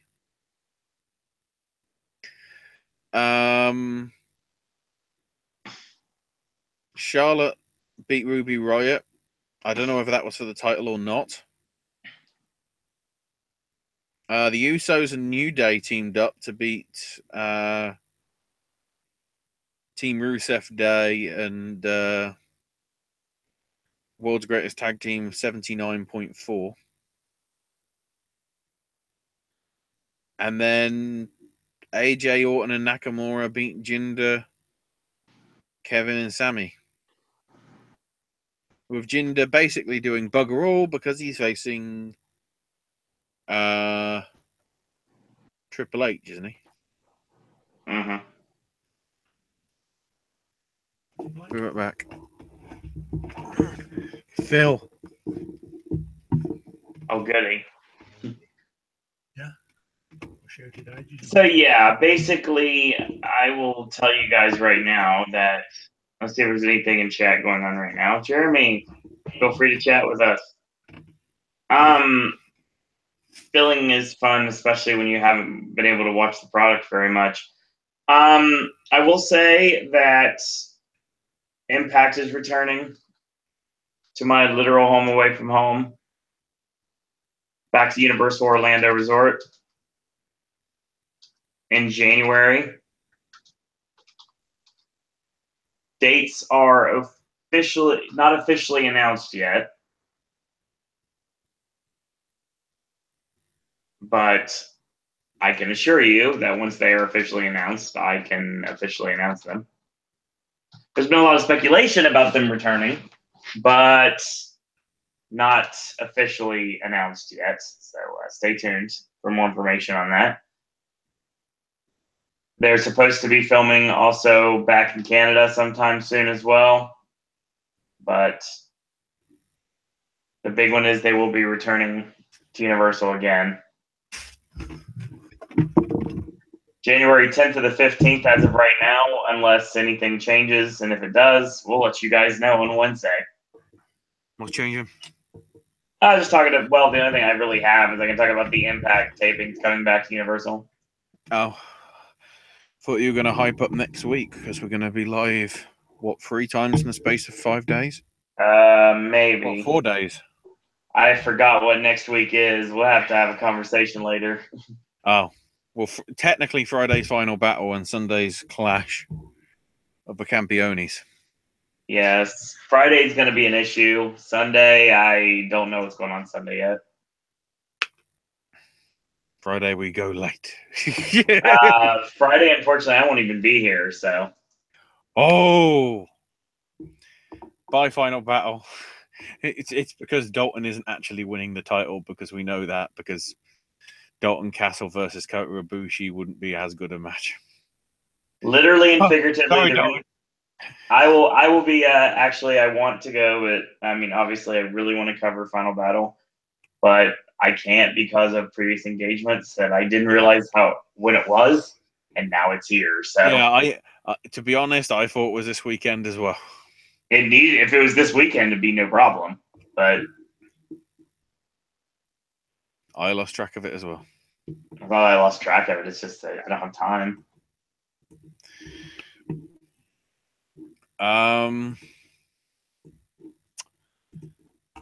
So should we transition to Ring of Honor? Or That's the next bit of the show before we go into random results. So we'll randomly start off with Beer City Bruzy versus Marty Scurll.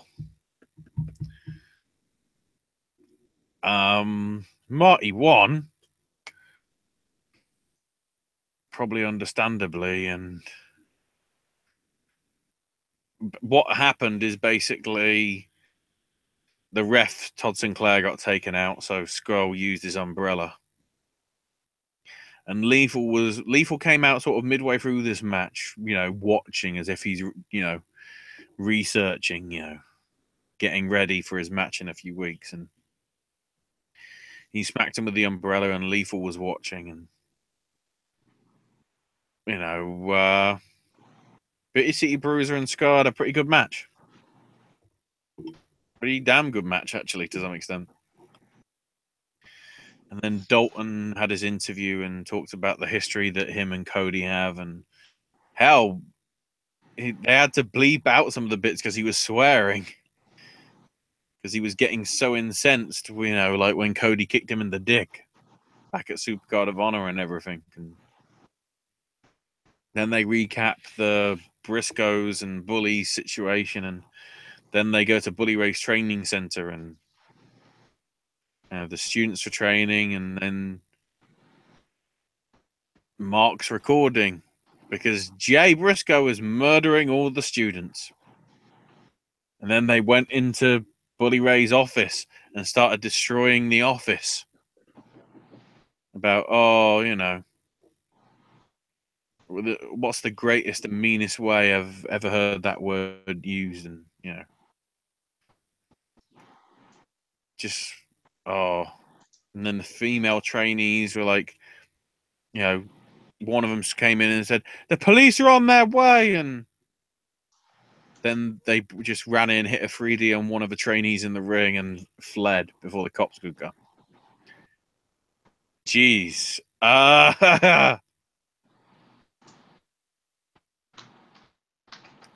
So then Caprice Coleman's pulpit with himself. Yeah, they literally do like a insert. They do like the CGI sort of thing, and they spoke about how Caprice is getting a shot at the TV title and how he'll be ready to defend the title after he takes it off Kenny King next week. On TV next week before Final Battle. At least one match, anyway. So then the Machine Guns defend against the Kingdom. And the Machine Guns still look like the great tag team that they were a decade ago. And Vinny Marsaglia and TK O'Ryan was a pretty good chemistry as well and looked good. And basically they looked good because they had the match won, but then they decided to go for weapons.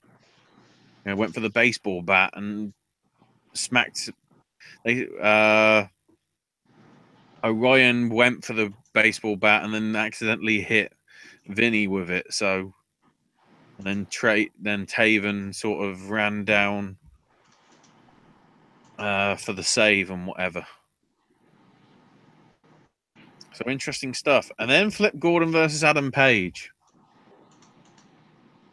which was a damn good match as well. Hitting springboard twister cutter winning. But afterwards, the Young Bucks came out because Matt was wearing a referee shirt, raising Gordon's hand because I guess Gordon didn't realize, and then went, "Where do you think you're going?" And Nick super kicked him. Also, we got relating to the Bucks. Apparently, there is a GIF around of them in New Japan or something talking about how many wrestlers do you know that make 7 figures outside of wrestling. So they might be dropping fake hints at how much they're earning off Hot Topic.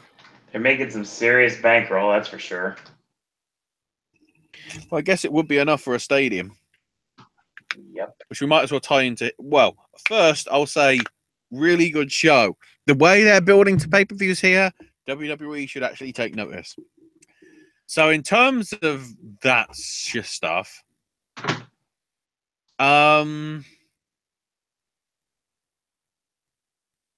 it's interesting. Cody is basically now saying, he said in an interview with ESPN today, a date and a venue will be set before the end of the year for the 10,000 seat show.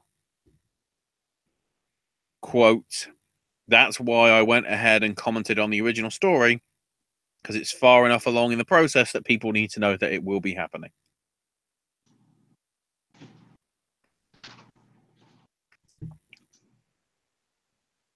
as they say in Japanese media, when they translate it over to English, please be excited. I would love to go to this show. I don't think it's going to come anywhere near me.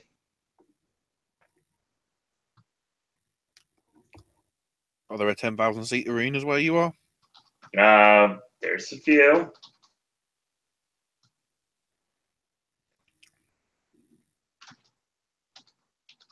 Trying to think now. Would it make sense if they actually did it the night before New Japan? That would be nice.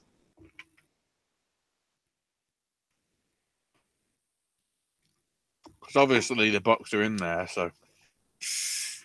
And they'd be over for the weekend.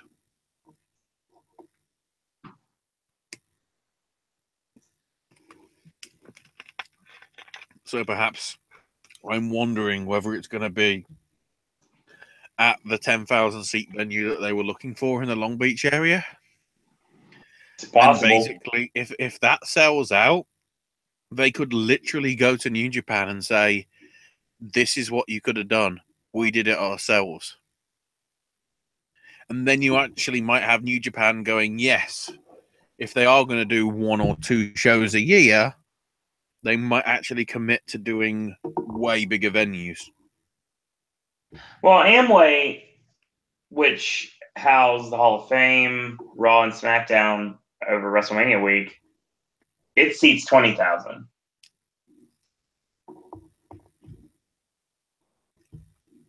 So, well, we know it's 10,000, so we can't go. Because I think they're going to do it as limited a set as possible. So I'm guessing with that, possibly 13 or 14,000 capacity. I'd say so.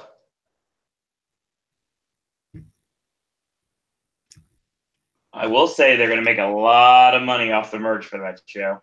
Unless they just randomly go, yeah, we're in Madison Square Garden. They're like, what?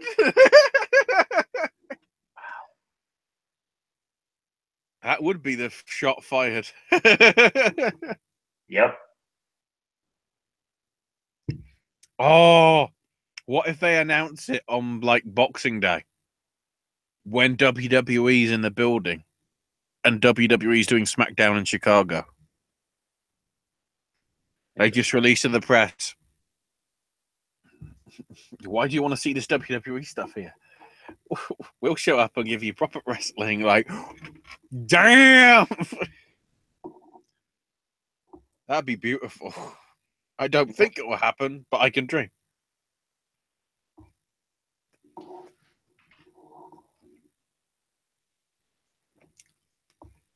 So,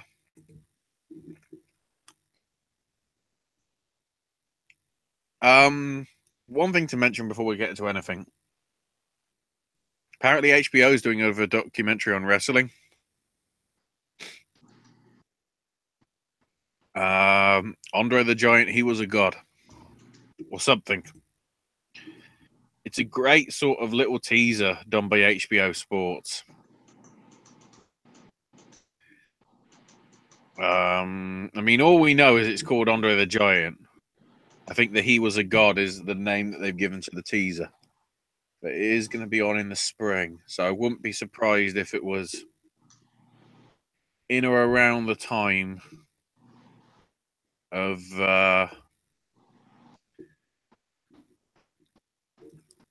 when we get to the beauty of Sabutio. Well, perhaps not that, but whatever.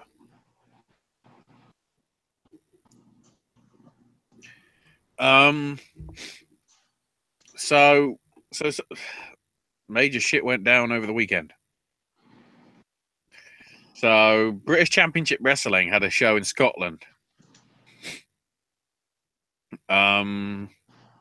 Pete Dunne and Wolfgang were supposed to be on it, but got pulled by WWE because of the WWE because of the NXT commitments and whatever. And then Matt Sydal was going to be brought in to replace Dunne and wasn't announced, but missed his flight. So The gist is that they asked Seidel, because he missed the show, to repay the deposit, which was $1,500. Seidel's agent repaid his portion of the deposit. Seidel didn't return his and is entitled to it because he attempted to work the show. So the promotion says that they're owed the $1,200. And Seidel basically in retort said that he felt he didn't have to because he made every effort, but he missed his flight due to traffic. And if he was able to get a new flight, it would have cost him around the same amount of money, but the promoter wouldn't pay for that.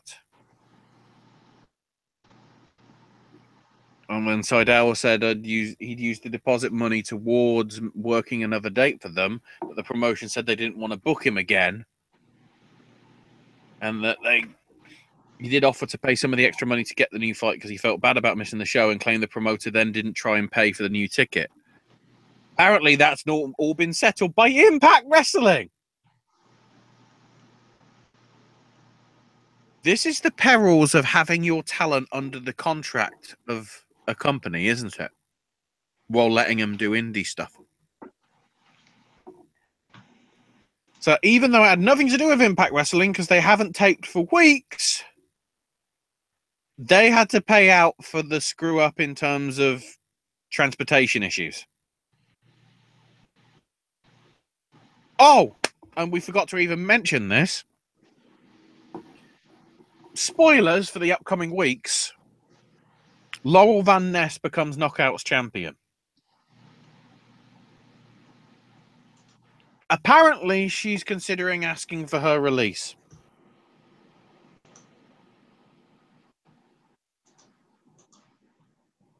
And Impact is like, that's fair. We'll let you go. She's the champion, and they're going to let her go. Anybody notice a problem here? Ever so slightly. Owen, notice any issues? Well, that's what happens when you film stuff in advance. Stuff like this can happen. Rumor is they're now wanting to tape, I think, 5 weeks at a time rather than 10. Yeah, the tapings are running from the 10th to the 15th in the Universal. No, as in they're going to record 5 weeks worth of television, not 10 weeks. Wow. Because that 10th to the 15th is obviously going to be the equivalent of 10 weeks taping, isn't it? Right. It's basically 1.5 shows, isn't it? That they do quite often. Pretty much, yes. So that's the complication there. Cody Rhodes lost the Northeast Wrestling Championship, which made sense because I believe it's his last show there, to Flip Gordon of Ironies. So Flip Gordon's the new champ.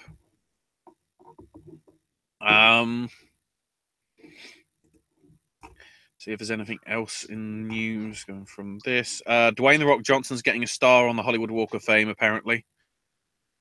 Next Wednesday.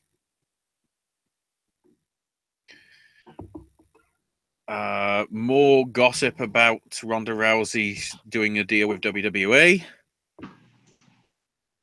At least according to USA Today.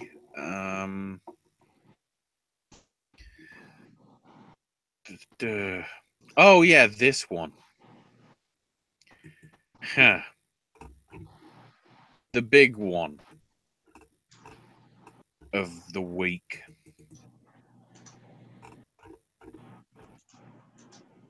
So, a wrestler by the name of Moses Malone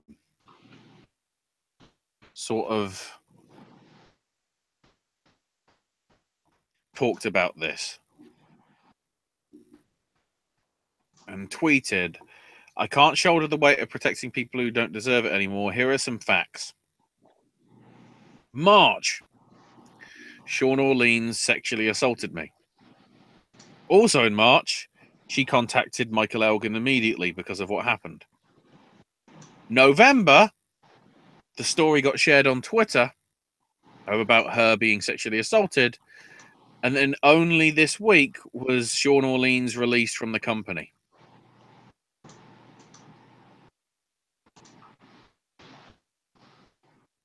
So then we had other tweets saying, so Elgin helps somebody defending somebody involved in alleged sexual assault by talking about what a whore she is, gets called out on it, sold the company and lawyered up.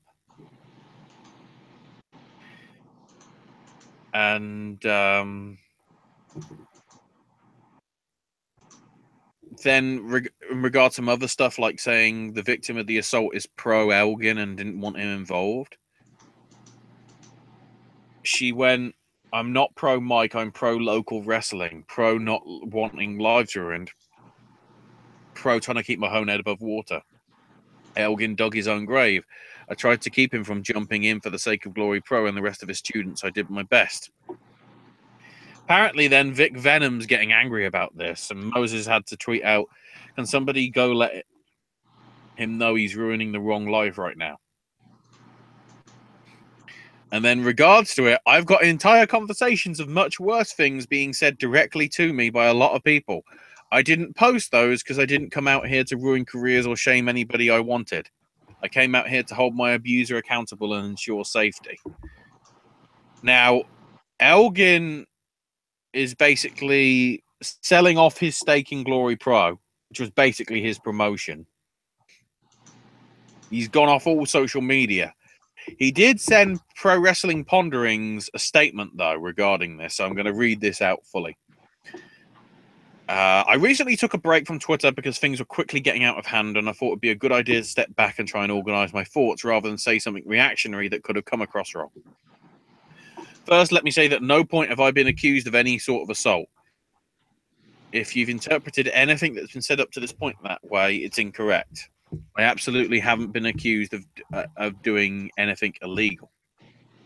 Secondly, yes, before it became public, I was informed of a situation involving one of the wrestlers that I trained and used on my shows. I'm not mentioning any names because I don't believe it's my place to do so. If they want to do that, that's their business. I spoke with both parties separately. Each had their own version of the story. The wrestler in question was considering possible legal action regarding the claims being made. I encouraged the person making the claims several times to go to the police and that I would act immediately. This individual wanted the wrestler to no longer be hired by my company and for me to make public statements against them. She did not want to go to the police, which I can understand. He also had evidence that they had some sort of prior relationship, and it indicated that she had other motives for making the claims and was possibly lying about it. During some of these conversations with both of them, I was frustrated and short-tempered. I used language I shouldn't have used with either of them. I felt like I was put in the middle of something that wasn't my place, but I admit that my attitude and how I spoke to both of them in that situation was wrong. I used language that I shouldn't have. Accused them both of things out of frustration, and I apologize for that. Maybe I should have stopped interacting with both of them entirely, but one was a huge fan of Glory Pro and fans were worried about her, and another was somebody that I've closely worked with for quite a long time. So now I'm stuck in the middle of a situation that has nothing to do with me. I'm not the police, I'm not a counselor, I'm not even his real employer. I'm just a wrestler wanting to put on a wrestling show. So now I'm put into the situation of deciding, do I go against the wrestler who's alleged to have done something terrible, which would without a doubt be the end of his career in this business and ruin his reputation? Or should I stand by the wrestler who's claiming that what she says isn't true and has some things that back that up, but at the same time risk making her situation worse? So I decided to do nothing and hope that it resolved itself. When she would contact me about it, I'd tell her to involve the police. When he'd bring it up, I'd tell him to get a lawyer. He said he's got one and that the process was underway. So I'm stuck. I never wanted to be involved in this and assumed by staying out of it, it wouldn't affect me or my students. That's when the situation started being made public on Twitter. I had to cut ties with the wrestler. Was this the right way to handle the situation? I don't know. I've never been in this position before. I'm just a guy, not a big business. It obviously didn't work out because I'm now accused of turning a blind eye to a sexual assault and helping to cover things up. This has affected my students, it's affected my job, and affected my family. We know this for much, so just adding in here was my addendum before we get to the rest of the statement, because of these accusations, Smash Wrestling are throwing him off both the shows that they had booked for him, both this coming month and also next month. Continuing on with Elgin's statement. For everybody saying I'm somehow guilty because I went off Twitter and sold the company, let me set the record straight. I wanted to clear my thoughts. I was being attacked on all sides with non-stop questions. I wake up in Japan, because remember, he's part of the World Tag League stuff at the minute, and this is going all full force without me. I'm not guilty of doing anything legally wrong. Was I frustrated with the situation and say some things that I shouldn't have? Absolutely. I apologize for that. My frustration is no excuse for talking that way, even though the statements have absolutely been taken out of context. Regardless, I shouldn't have used the words that I did, even though I was frustrated. And no, I haven't really completely sold Glory Pro in 1 hour, as some people have said. That's not really possible. What I meant was I've begun the process to transition the company to others because I don't want my involvement to be detrimental to the company. I've loved the company that I've helped build, the wrestlers that I've worked for it, and I love the fans that enjoy the product. If me being involved harms that, I wanted to make sure that Glory Pro was able to stand on its own without me if necessary. Please don't ask me any more questions about this. That's all I have to say at this time. I don't intend to make another statement on the matter, but I will correct false information as time allows. So, yeah. Jeez.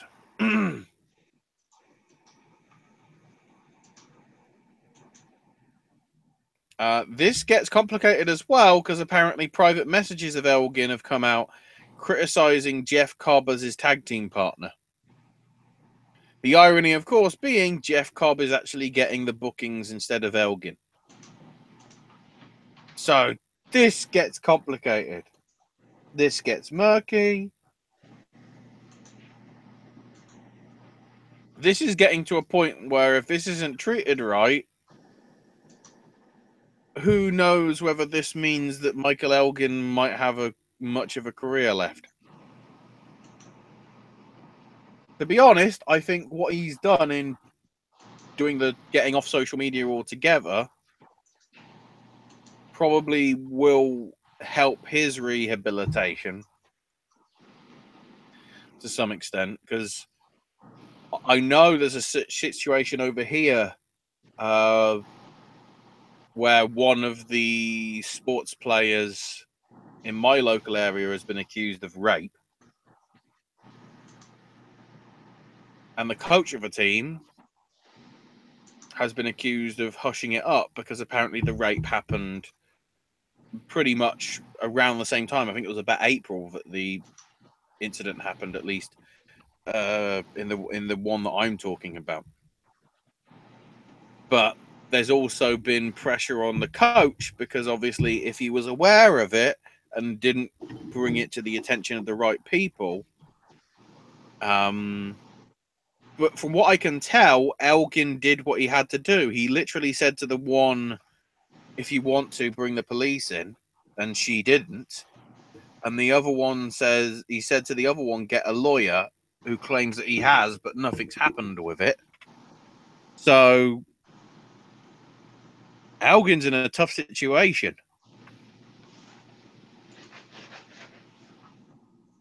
I mean, your take on it, Owen? It's a murky situation, honestly. I mean, you gotta understand there's two sides. Well, there's three sides to every story: the truth, the lie, and then somewhere in between, which is usually where everything falls. I mean, this could really like ruin his credibility's done with a lot of people right now, as it is. And that's the problem. It's just like right now in society in general, we're getting so many things that are just like making us look at the people that we idolize. And I'm just saying in general, but I mean, people that are in the public eye are being dragged through the mud daily because of indiscretions that they made. And it's now everybody's having to own up to it. I know Jerry Lawler was asked about this on his podcast, and he was giving such stupid replies. It's like, I don't know whether Jerry Lawler is going to be on WWE product very soon. I mean, talking about how good bra and panties matches were, and how we can't talk about them because we're not Attitude Era anymore, and how the women should be treated the same as the men. It's like, oh, bye. We'll be worrying. Bye, Jerry Lawler. Ugh.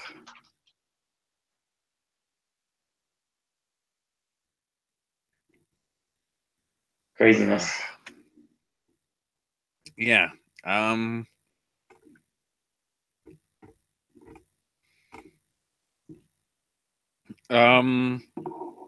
yeah, the funny story.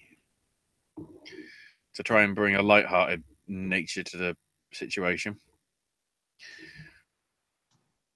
John Cena's got in trouble with Ford.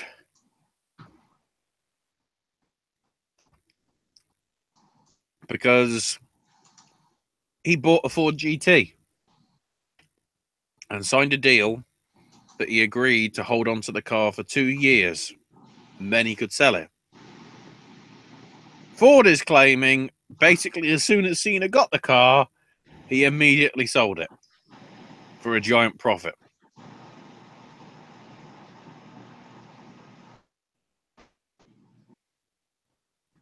Cena has claimed that he sold the car along with other property to pay bills. What bills has he got? Seriously, with the money that he makes, what bills has he got?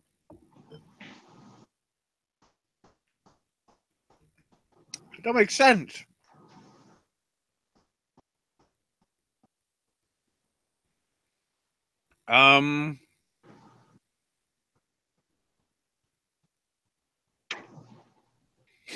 So here's the actual funny one that I remember. So the Pontiac Silverdome was going to get destroyed this weekend. I heard about this. And guess what? It didn't sell, brother. Because they triggered the explosions. The idea that it was going to break the metal beam supporting the upper ring, so therefore would cause the structure to fall. The blast went, and the smoke went, and nothing moved. Apparently, basically, those vertical beams didn't break because either the charges didn't go off or they weren't triggered properly or whatever. I think it's gone down to some extent since, maybe. I'm not sure. But the big thing is, you know, the Pontiac Silverdome refused to sell just like Hulk Hogan. Which, considering how iconic that a venue is in wrestling history. The irony. Makes sense. Oh, and now RVD saying a concussion that he suffered in WWE has now left him with an injury that disqualifies him from working with the company.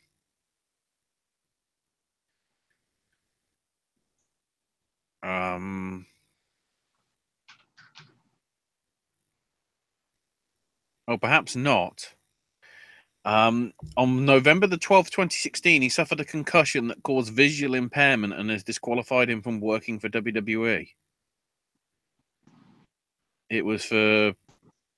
Now, it says PCW. I'm guessing that's Pacific Championship Wrestling out of California.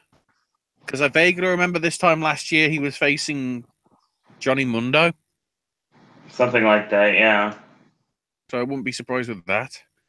Along with a concussion, his merch contract with WWE ended back in July, so it won't be renewed. This has all come out because this is regarding his divorce with his wife, saying that he should pay less than Sonya in terms of pay because he no longer lives the glamorous life that he's doing.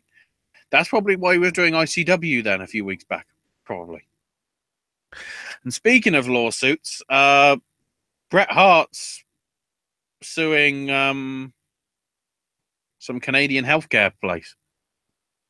Basically, he underwent surgery on his wrist, and then afterwards, he had 3 pins removed and complained about ongoing swelling and pain, and the fact that his index finger and his thumb couldn't function. And the doctor said, "Wait and see how it heals." And during visits throughout March, April, and August 2016, because the surgery was in November 2015, so 2 years ago, the pain and the lack of mobility was still there. So he's unable to properly dress himself, apparently without assistance. He can't functionally use objects, which if he's missing his thumb and his index finger would probably be somewhat true. Looking for $1 million in damages. So, I don't know. That's happening.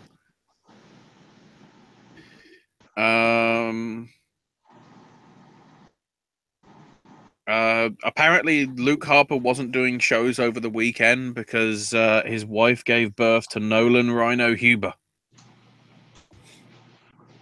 So he flew from Peru, and the baby was born 5 minutes after he arrived.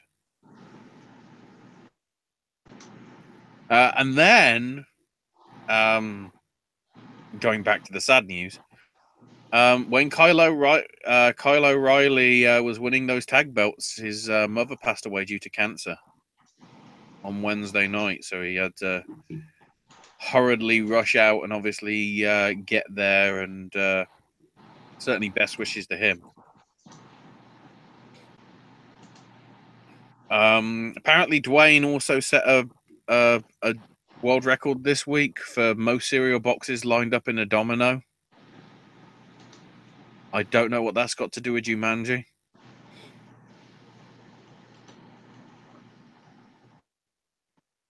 If anybody knows, answers on a postcard, I guess.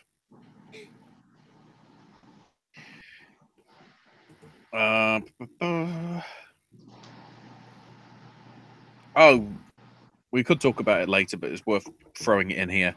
Progress Wrestling have announced that their Thunder Bastard match is going to be part of the WrestleMania show in New Orleans in April. Mia Yim's taking time off until March or April because she got injured. In what's really an interesting situation,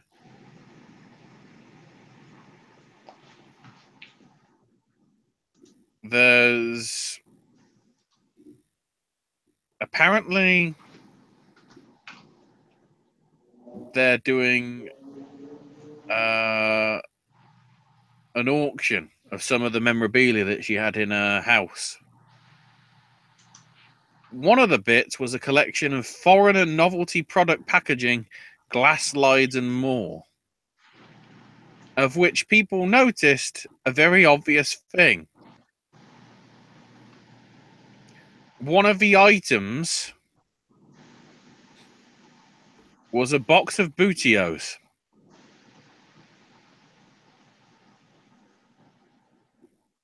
So who knows what that is?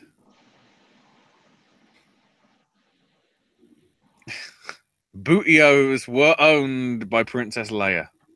It's official. Beautiful. Probably. Don't think there's anything else in that bit. So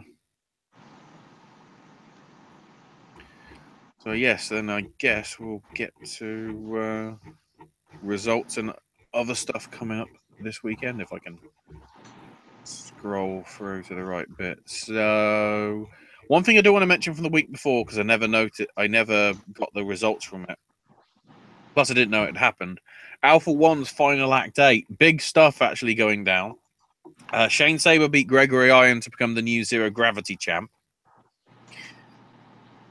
Ethan Page defended the Southside Wrestling heavyweight title successfully against Josh Alexander, with Cody as special ref randomly. The Outer Limits title battle royal, Stokely Hathaway somehow won to retain. And then the main event, Ricky Shane Page beat Kobe Durst to become the alpha male champ. So new champs all around, all along, loads of stuff. So from this past weekend, Dragon Gate Japan's Kurikan Hall show. The only bits that are worth noting from it, Metal Warrior showed up and masked himself to be Yasushi Kanda, the former Jimmy Kanda, attacking Jimmy Kagetora and whatever. Interestingly, using scissors to cut off some of Kagetora's hair. Called him an idiot. And went to do some more. But the referee stopped him because apparently hair is important. And amazingly, Kagetora had to calm the referee down because he was that pissed about, you cutting his hair. I don't know what happened there. And then at the end, the Doi Darts happened. The great thing is, the cock-up this year is El Lindemann got picked 6 times, including 3 times in a row by the same kid, in terms of throwing the darts. Eventually, the match ended up being Kanda, El Lindemann, Watanabe, Fuji, and T-Hawk versus Shizumu, Aita, Doi, Kotoka, and Susumu Yokosuka, the former Jimmy Susumu. That's set for the December 20th Kurikan Hall show. However, there are a couple of matches that have been announced for the Final Gate show, the big final show of the year that they've got a few days later on the 23rd, with Kagetora defending the Brave Gate title against Yasuki Kanda, and Susumu and Chima taking on T-Hawk and Aita for the Twin Gate titles. Oh, sorry, it's a decision match, so I guess it's whoever wins it becomes the challenger, I believe. Not sure. Preston City Wrestling, their Big Top Adventure. I've only got the results from that one. The Wrexham show, don't have. Zachary Wentz beat Desmond Xavier. Yes, that is the CZW World Tag Team Champions facing each other. Don't know why. Joey Hayes, Danny Hope, and Virgil beat Sheikh Al Sham, Big T, and Dave Birch. Yeah, Virgil was in the match. Dear God. Bubblegum beat Chris Ridgway and Ashton Smith in the freeway.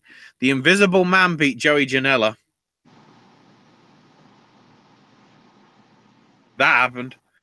Tal Banham won the Money in the Bank ladder match, beating Kirby, Lionheart, Matt Brooks, Philip Michael, and Arcadium. Rio beat Lauren and Jenny B in a freeway women's match. And then in the PCW street fight for the heavyweight title, T-Bone retained against Justin Reese with Bubblegum as the ref. And afterwards, it was announced that T-Bone will be defending against Bubblegum at the next show, which I believe is next weekend. Festive Fury, because Christmas. Next, we get to Defiant / what was WCPW. In a dark match that didn't even make it on the pre-show, the Security Squad beat Alex Gracie. So they're already burying him. The YouTube pre-show opened with Stu Bennett revealing the new belts and brings out Marty Scurll to present him with the new Defiant World title.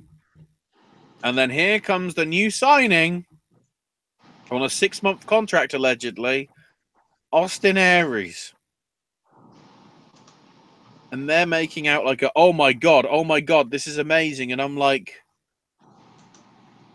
that's a weird choice. In all honesty. Why would he be one of a promotion like Defiant? And again, well, I understand Marty because he's English, but like, ugh. And Aries is saying about giving the people what they want, and that's wrestlers wrestling. And talks about the target on his shoulder. And Skull says, "Get to the back of the line." You wait your turn, and Aries goes, I think you'll find for 17 years the line started behind me. And then said, watch your back.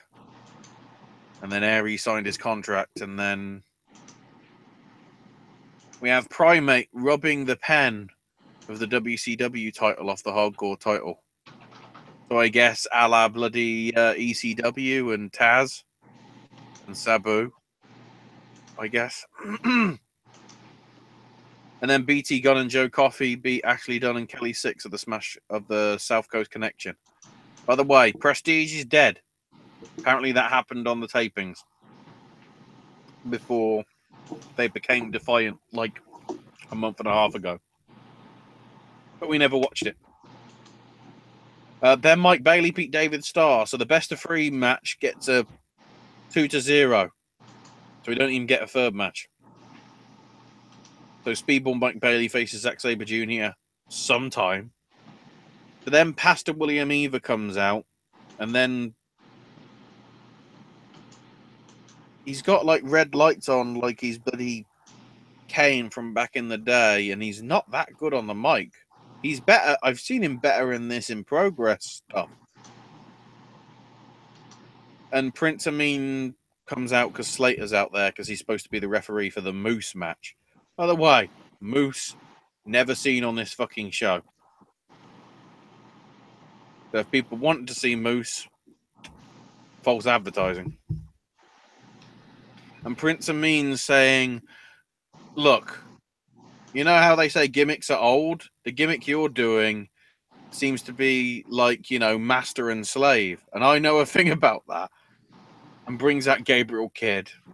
And Kidd wants Slater to join them rather than the pastor.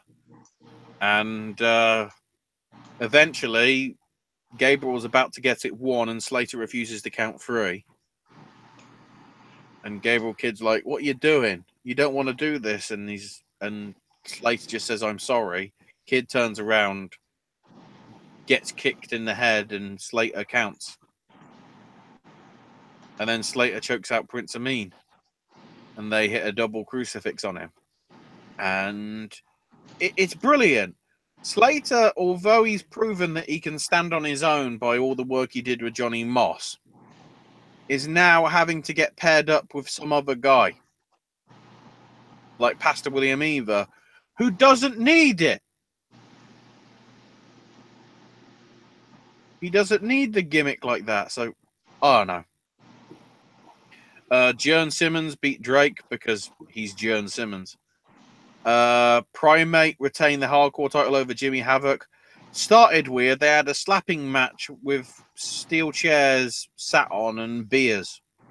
And slapping beers out of their hands, which went to, I don't know, weird shit. Kaylee Ray beat Vader Scott to retain the women's title. Travis Banks beat El Ligero. Again, because Travis apparently got kicked out of Prestige. But Ligero didn't, so the Prestige still exists, but they don't. I don't know. And then Marty Scurll retained the Defiant title over Joe Hendry and Martin Kirby. However, then interestingly, afterwards, Mark Haskins and Chris Ridgway appear and attack Kirby. Scurll flees. Kirby gets a chair, but then is attacked by Austin Aries. And then, interestingly, a tweet seemingly was put out by IPW, International Pro Wrestling, and said, thanks, guys. As if implying that the show's, although it's Defiant Wrestling, the show may or may not be partially being run by IPW. Which, of course, led to somebody basically saying, wait, you're taking... Is that why you can't take over Lucha Forever? Because you're taking over WCPW. And they just said, we're in demand. So what I find concerning about that is they're doing, obviously, 2 shows this coming week for Defiant, but then there's about 2 shows coming the following week for IPW as well.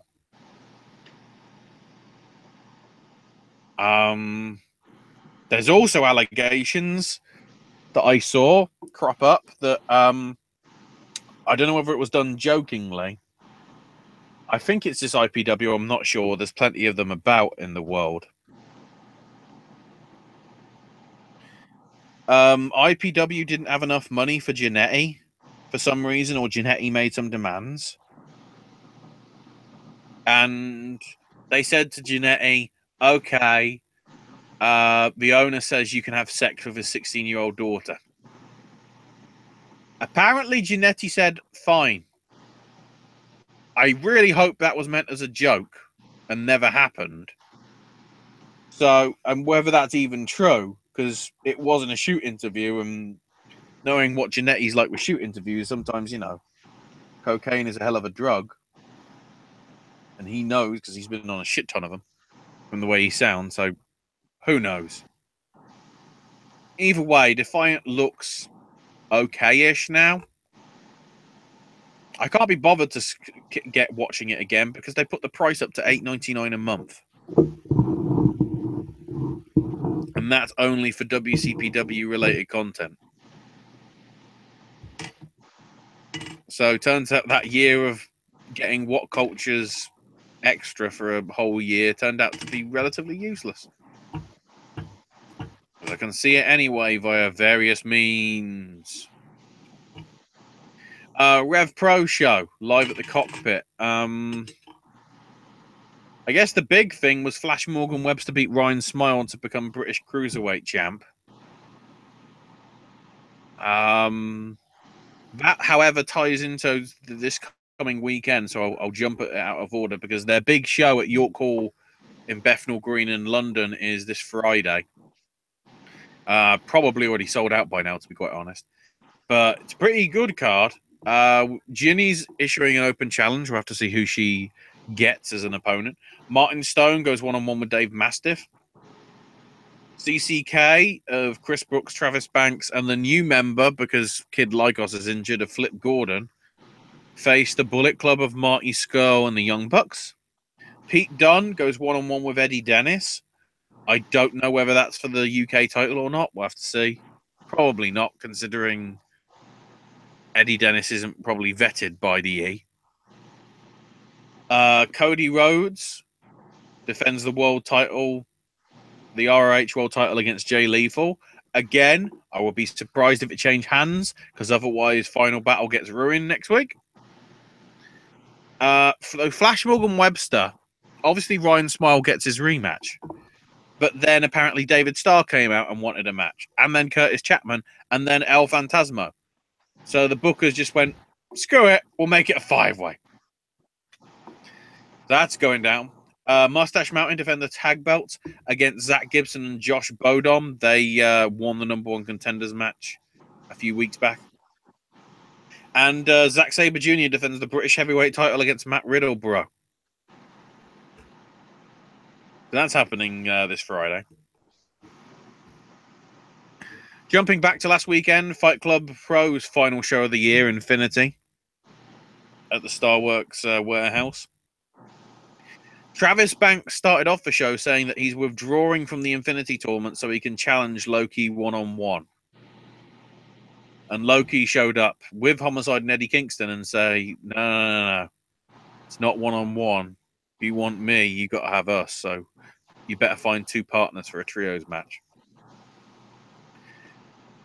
So we had Jordan Devlin beat Kyle Fletcher in the first round of the Infinity tournament. Mark Davis beat Kaylee Ray. Then Session Moth Martina Claus and the leather-clad Gimp Reindeer came out. The Gimp Reindeer was Jack Sexsmith, of course. And Dan Maloney beat the shit out of all of them. Then he beat the referee in a match, because apparently that happened. And then Dan Maloney challenged anybody in the crowd to face him for the tournament. And here comes the returning MK McKinnon. And McKinnon beats him. So he'll progress on. And Omari beat Millie McKenzie. Then in the Hardcore Rules match, Drew Parker beat Clint Margera. In the 6-man tag, CCK of Chris Brooks, Travis Banks, and Jonathan Gresham beat... What's the stable of Loki, Kingston, and Homicide called again? They have like a name. Can you remember, Owen? Or not? I'm here. What was the stable that Low-Key, Kingston, and The Homicide had? Rottweilers. That was it. The Rottweilers of Homicide, Low-Key, and Kingston. They lost, so you know. Weren't they the Strong Style Thugs at one point? No, that was B-Boy. I think so, yeah. And then the Infinity Tournament was won by Omari. Jordan Devlin eliminated McKinnon first. Then Mark Davis eliminated Devlin, and then Omari got the win over Davis. So Omari is the... Keep in mind, one of the previous Infinity Tournament winners was Chris Brooks, who just so happens at the minute to be Fight Club Pro Champion. So we'll see what happens there. In the upcoming years, hopefully it's shorter than that, but we'll see.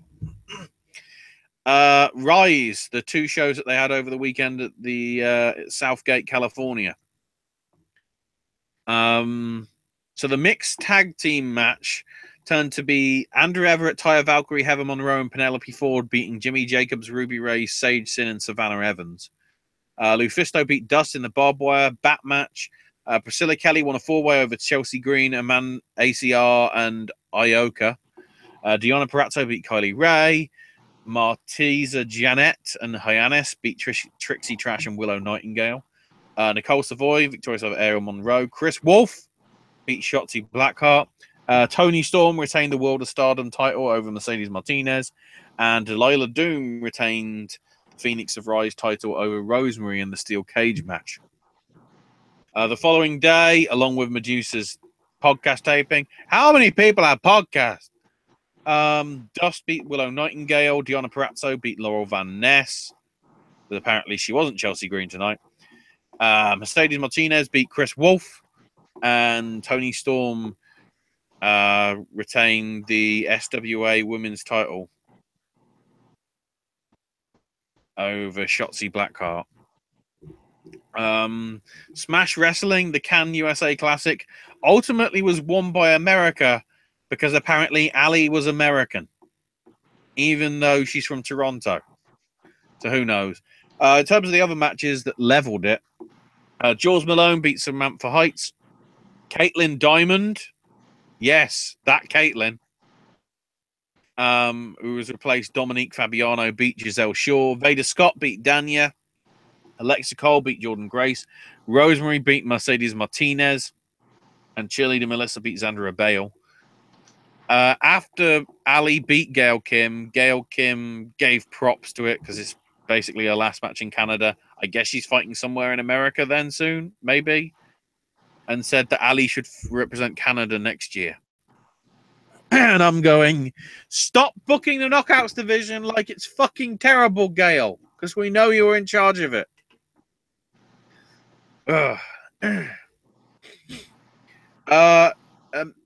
Not much. I haven't got any results from the CWF Christmas show that they had. I do have sort of results from ACW's Yuletide beatings. Only really the big stuff. The Combat Championship changed hands. There was a heck of a match between Sideshow and Eddie Taurus. But then Saeed El Sabah, the bad company... Well, Saeed, cashed in his fast pass. And basically, Bad Company hit the ring and it destroyed both men with glass and chairs and tables and ladders. Oh my. And he used the opportunity to pin Sideshow to get the title. Also, the Precipice retained their tag belts. And it was Paro defending the ACW title against Mitch Mitchell in a steel cage. The interesting thing is basically Paro basically all but destroyed him, but Mitchell was withstanding it. And then he tried to escape the cage after handcuffing Mitchell behind his back. But everybody in the locker room stood ringside to make sure that he couldn't get out via the door or via climbing over it. And then Mitch managed to get out of the handcuffs, choked out Paro and pinned him. or the referee stopped it because of the choke out, and Harrow got the no goodbye situation. So I'm guessing that means he's in Evolve now full time. We'll get to that in a minute. The House of Hardcore show from Saturday. MVP beat Jay Bradley. Nick Aldis beat Carlito. Bull James won the 4-way over Eric Cannon, Connor Braxton, and Kurt Stallion. Willie Mack beat Brian Cage. Al Snow and Swoggle beat the Squad World Order, because that's what they're calling themselves now. Abyss beat Tommy Dreamer in a hardcore war. Candice Michelle beat Lisa Marie Varon in her last ever match. They did it really well, because they made it as they did it as if Lisa Marie injured herself, and she sort of she helped her sort of shoulder wise, and the referees did, and then Lisa just beat the shit out of her, and then did jumping jacks and whatever. The proper healed stuff. Sold it really well. I actually got suckered in for a bit. And then Austin Aries beat Joey Mercury. That happened.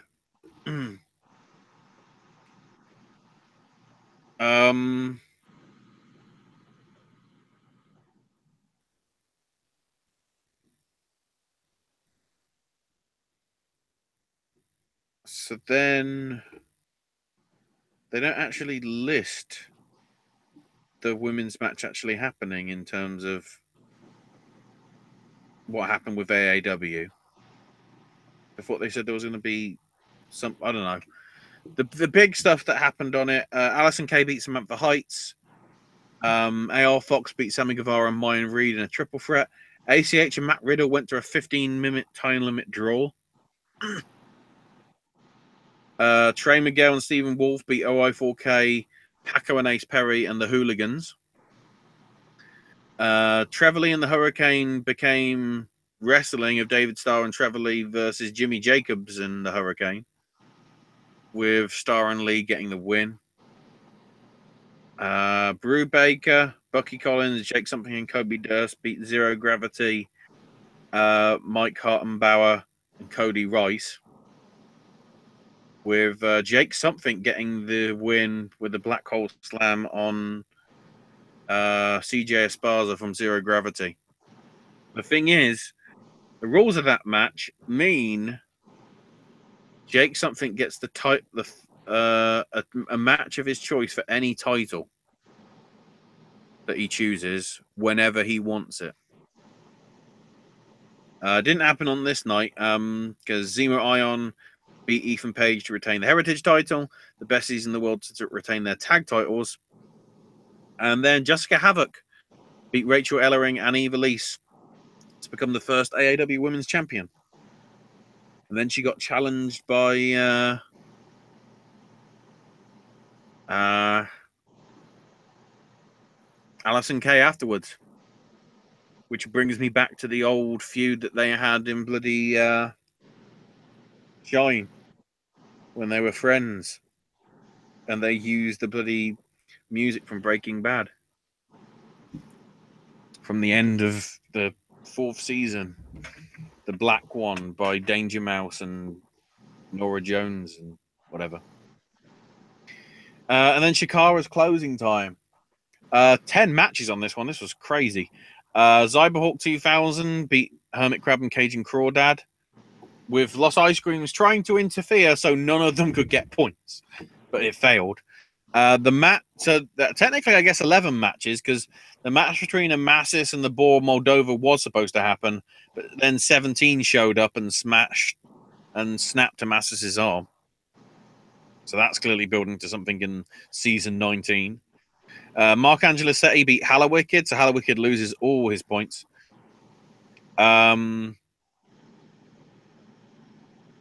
Des Peloton beat Oleg and Kobold. And then afterwards, Kobold gave Oleg off with his head for some reason, saying apparently he deserved it. And then Oleg gave him a chokeslam back. Who knows? Gran Akuma beat Officer Warren Barksdale, so again, no points. Then the big one, Ashley Vox, who's now going under a different persona as Oceania, or Oceania, I'm not sure how you pronounce it, beat Murloc, the guy that's on like 5 points with a submission. And then, interestingly, afterwards, Murlock, who you thought was supposed to be this big bad beast heel, shook her hand and like raised her hand in the air.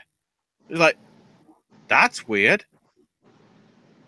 The closers beat PT the Package and Hammerlock Harry.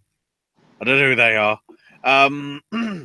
Hype Rockwell beat Race Jackson, meaning that Race Jackson has to wear a mask from this point forward. Missile Assault Man beat Jeremy Leary by count out.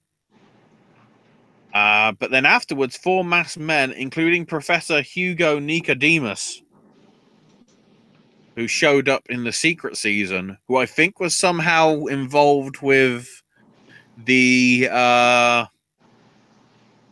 situation with what's her name? Which one? Kimberly. Ah. She was randomly saying, I don't want to do it, but I've got to. But they never had the chance to because, of course, then she was signed to the E. So it was just like left in the air. But it's the T-Tor conglomerate. Whatever it is, they're coming back in. The guys that sort of tried to kill off Shikara years ago. And this professor whispered something in Missile's ear, and in a trance, Missile walked out with them. So who knows what's going there. The Rumblebees beats Defarge and Crummels. And then Juan Francisco de Coronado retained the grand title over Dasha Hatfield, getting a small package after twisting Dasha's mask around. The glory story is not coming true. And literally, because people thought there was going to be one more match, they literally put all the lights on as if to go, get out. No more. That's it. Which, to be fair, they had 10 matches. Nearly 11, because obviously the one with 17 breaking Amasis' arm. So, you know, they got a lot. Also, there's enough there. Also, it's worth noting, Shikara's added a few more shows. They basically listed everything that's happening at the Wrestle Factory, from what I can tell, because there's 10 shows that you can book. I will note, though, around Black Friday time, they do have a show called 7-Man Army. So, yes, the Cybernetico's back. Also, at the end of October, they've got La Loteria Letal. So it looks as if, I don't know whether that's going to be where they're going to do the Infinity Gauntlet. Does it be the same sort of style, Lethal Lottery, wouldn't it? Drawing numbers for a match. So all that's happening. The next show, from what I can tell for Shikara, is January 28th in Philly, which is the Sunday afternoon show that they're going to do right before the Rumble of the Royals. No word yet either on whether there's going to be a UK show. Let's hope.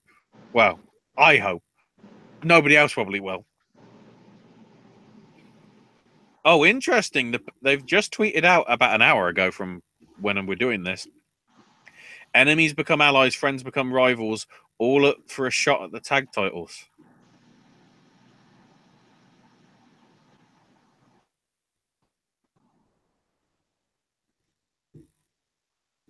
So it looks as if they're doing it. It looks as if it's actually some tag thing. Ooh, interesting. I like it. I like it a lot. I don't know why. I just do. So this coming weekend, OTT in Ireland have a doubleheader. One show in Dublin this Saturday, and then this Sunday in Belfast. The Saturday show, being the Elite, features Bobby George Jr. versus Paul Tracy, with the stipulation that if Bobby loses, he has to leave the promotion. The Bullet Club of Marty and the Young Bucks face up Dalton Castle and the Boys. Oh, so they're out there anyway. Cody Rhodes, Ray Phoenix, and Flip Gordon go on a triple threat British Strong Style of Pete Dunne and Mustache Mountain face Legit 100 of Curtis Murray, Scotty Davis, and Michael May. In a no-holds-barred hardcore match, the Session Moth and Kaylee Ray face the Angel Cruisers of Angel Cruz and Be Cool. In a six-man tag match, the Kings of the North of Damian Corvin, Bonesaw, and Duncan Disorderly face the Rapture of Shah Samuels, Charlie Sterling, and Zach Gibson. And the No Limits title on the line with Mark Haskins defending against Jordan Devlin in the main event.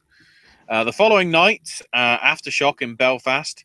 The match is confirmed so far. Paul Tracy versus Fabulous Nikki.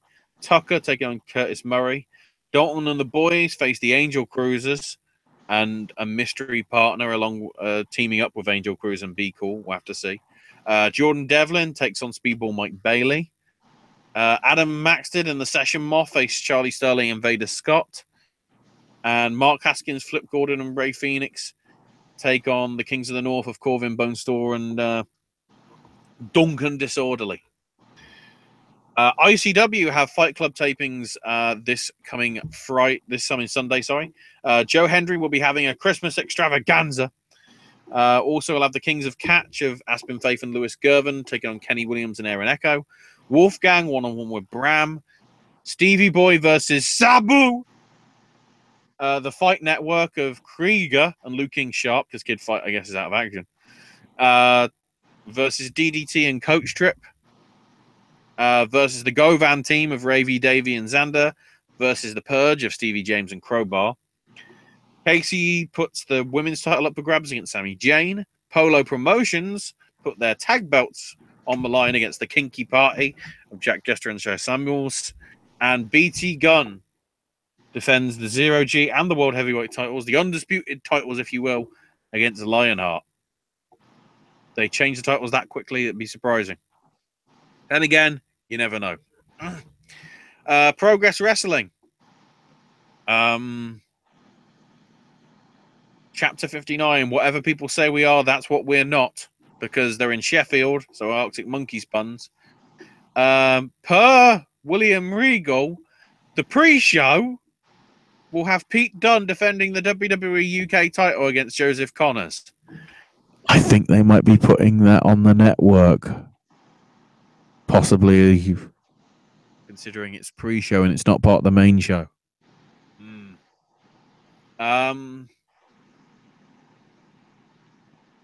Unless that's on the pre-show that they actually did on Twitch. I don't know. It may be that way. I'm not sure. Doug Williams has issued an open challenge. We'll have to see who answers it. There's a scramble match featuring Cole Fletcher, Mark Davis, Primate, Spike Trevette, Chief Deputy Dunn, Chuck Mambo, Pastor William Eva, and Jack Smith. A triple threat between Chris Brooks, Mark Andrews, and Matt Cross going down. Chris Widgway taking on Flash Morgan Webster. The Grizzled Young Vets of Gibson and Drake defend the titles against the former champs Mustache Mountain. And Travis Banks puts the Progress World title up for grabs against Eddie Dennis.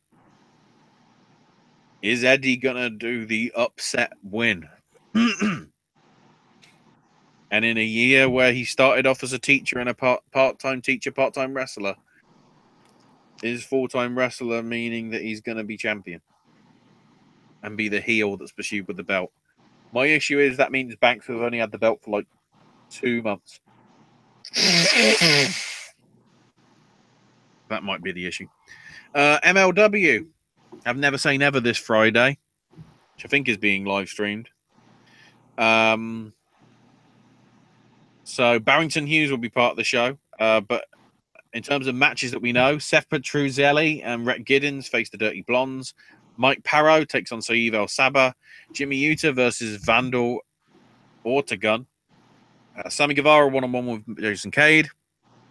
Maxwell Jacob Friedman takes on Jerry Ryan. Santana Garrett versus Laurel Van Ness. MVP versus Brody King. In a hardcore tag team match, Shane Swerve Strickland and John Hennigan face Jimmy Havoc and Darby Allin.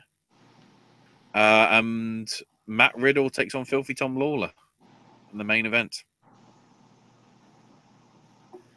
That's going to be complicated for some of those guys because Havoc and Strickland are going to be on CZW's Cage of Death. Oh, I guess that is a Sunday, I think, isn't it?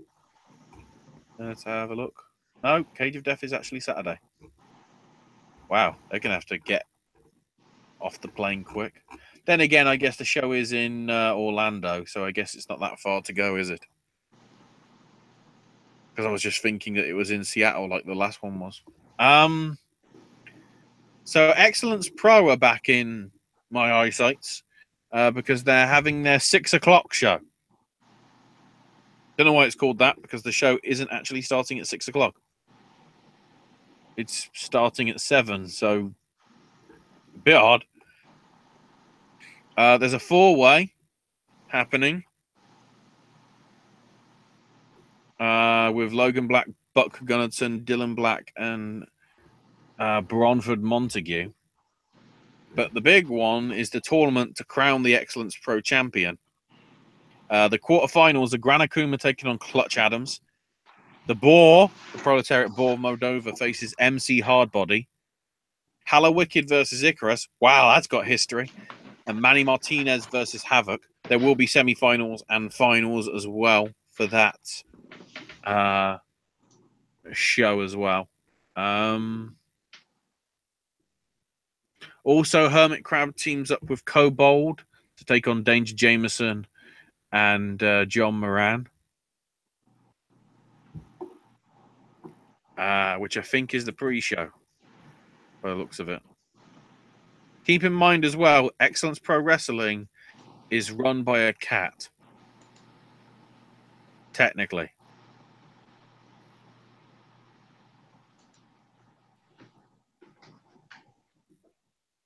I don't know how that works, but there you go. Screw it, we'll believe it. We'll dip into the lore. Beyond Wrestling, doing a pre-show to Evolve on the Sunday. Pretty hefty one, actually. There'll be a Powerbomb exclusive, as their TV title will be on the line with Jonathan Gresham defending against Ace Romero. And then the rest of it, I believe, will be on WWN Live if you want to catch it there. EYFBO and Dickinson and Yaka are set to appear. I'm guessing they would be in a match with each other, but then the problem is that would be too many matches, because we got Brian Malonis and Cam Zagami versus Anthony Green and Brick Madstone. Or Mastone, sorry. Rex Lawless and Ryan Gallion versus Jay Freddy and Roy Gulak. AR Fox and Austin Theory are taking on Brandon Watts and Zenshi. Then the rest is singles matches. We've got Mike Werner versus Wheeler Yuta. Maxwell Jacob Freeman taking on Josh Briggs. Darby Allin versus John Silver. Matt Riddle one-on-one with Martin Stone. And then the double main, you could arguably say. Keith Lee taking on Joey Janela. And David Starr versus Volta. The Volta. The Evolve shows this week. Pretty big as well. There will be three prelim matches as part of the Evolve 96 show in Corona, New York, featuring Jarek 120, Shane Mercer, and other talent, apparently. William Regal will be at the event and also make some sort of appearance and announcement. What that is, I don't know. Jason Kincaid, one-on-one with AR Fox. We've got Darby Allin versus Austin Theory. Zack Sabre Jr. versus DJZ in a non-title match. Fred Yehi one-on-one with Matt Riddle in a no-rope break match. Yaka and Tracy Williams defend the Evolve tag titles against James Drake and Anthony Henry. Keith Lee defends the WWN title against Volta in the main event. That'll be a damn good match. And then, as I previously mentioned, Melrose, Massachusetts for the Sunday show for Evolve. Evolve 97. So James Drake, Anthony Henry is set to be part of the show, along with 3 other prelim matches, apparently with Shane Mercer. Which that means there's about 59 matches apparently going on that show, along with the bloody Beyond Wrestling one. Jeez. We've got Jarek 120 versus Jason Kincaid. AR Fox versus DJZ. Fred Yehi defends the FIP world title against Austin Theory. The interesting one is next, because it's a high-stakes 3-way. It's Keith Lee taking on Tracy Williams versus Darby Allin. Whoever wins can book themselves in whatever match they want. I don't know how instantaneously that is. We'll have to see. Matt Riddle faces Volta in the double main event, along with the other main event being Zack Sabre Jr. defending the Evolve title against Yaka. And then the big one that Owen's probably most interested in, Cage of Death 19. This Saturday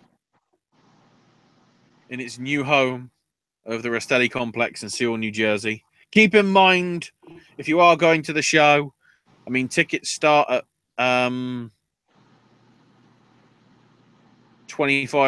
I think, through to $50 because it's their arguably one of their big ones. They are going to be collecting new unopened and unwrapped toys for Tots, as they've been doing for quite a few years. So on this one, Tim Storm will be in attendance. So I don't know whether he'll be getting involved with something, the NWA World Champ. There's an open invite for the CZW Ultimate Opportunity coin, which basically means it's sort of like Money in the Bank, that sort of deal. The only two participants that we know of yet are Cody Rice and Dan Barry. We've got Ace Romero taking on Greg Excellent, David Starr versus Ethan Page, Jimmy Jacobs and Jimmy Havoc go one-on-one. God, I'm going to enjoy that one on Saturday. Alex Colon taking on Mr. Claxton. Matt Tremont versus Jimmy Lloyd in a Thumbtack Massacre. The tag titles will be up for grabs as Zachary Wentz and Desmond Xavier defend against the Rep and Ohio versus Everything and Matt Palmer and Alex Reynolds. Joey Janela puts the Wire title up for grabs against the former champ Maxwell Jacob Friedman.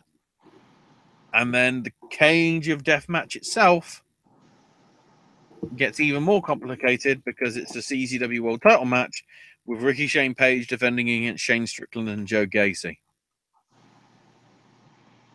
The thing I would really call is somebody when the Ultimate Opportunity coin somehow cashes in and that becomes a four-way in some shape or form. Yeah, what if it was Nick Gage? Could be Nick Gage, just randomly. And then Nick Gage is CZW World Champion. And everyone doesn't know what to do. So there you go. That's your upcoming events, as some bloke called Cabana would say. So there you go. It is time, I think, to roll this through, Oren.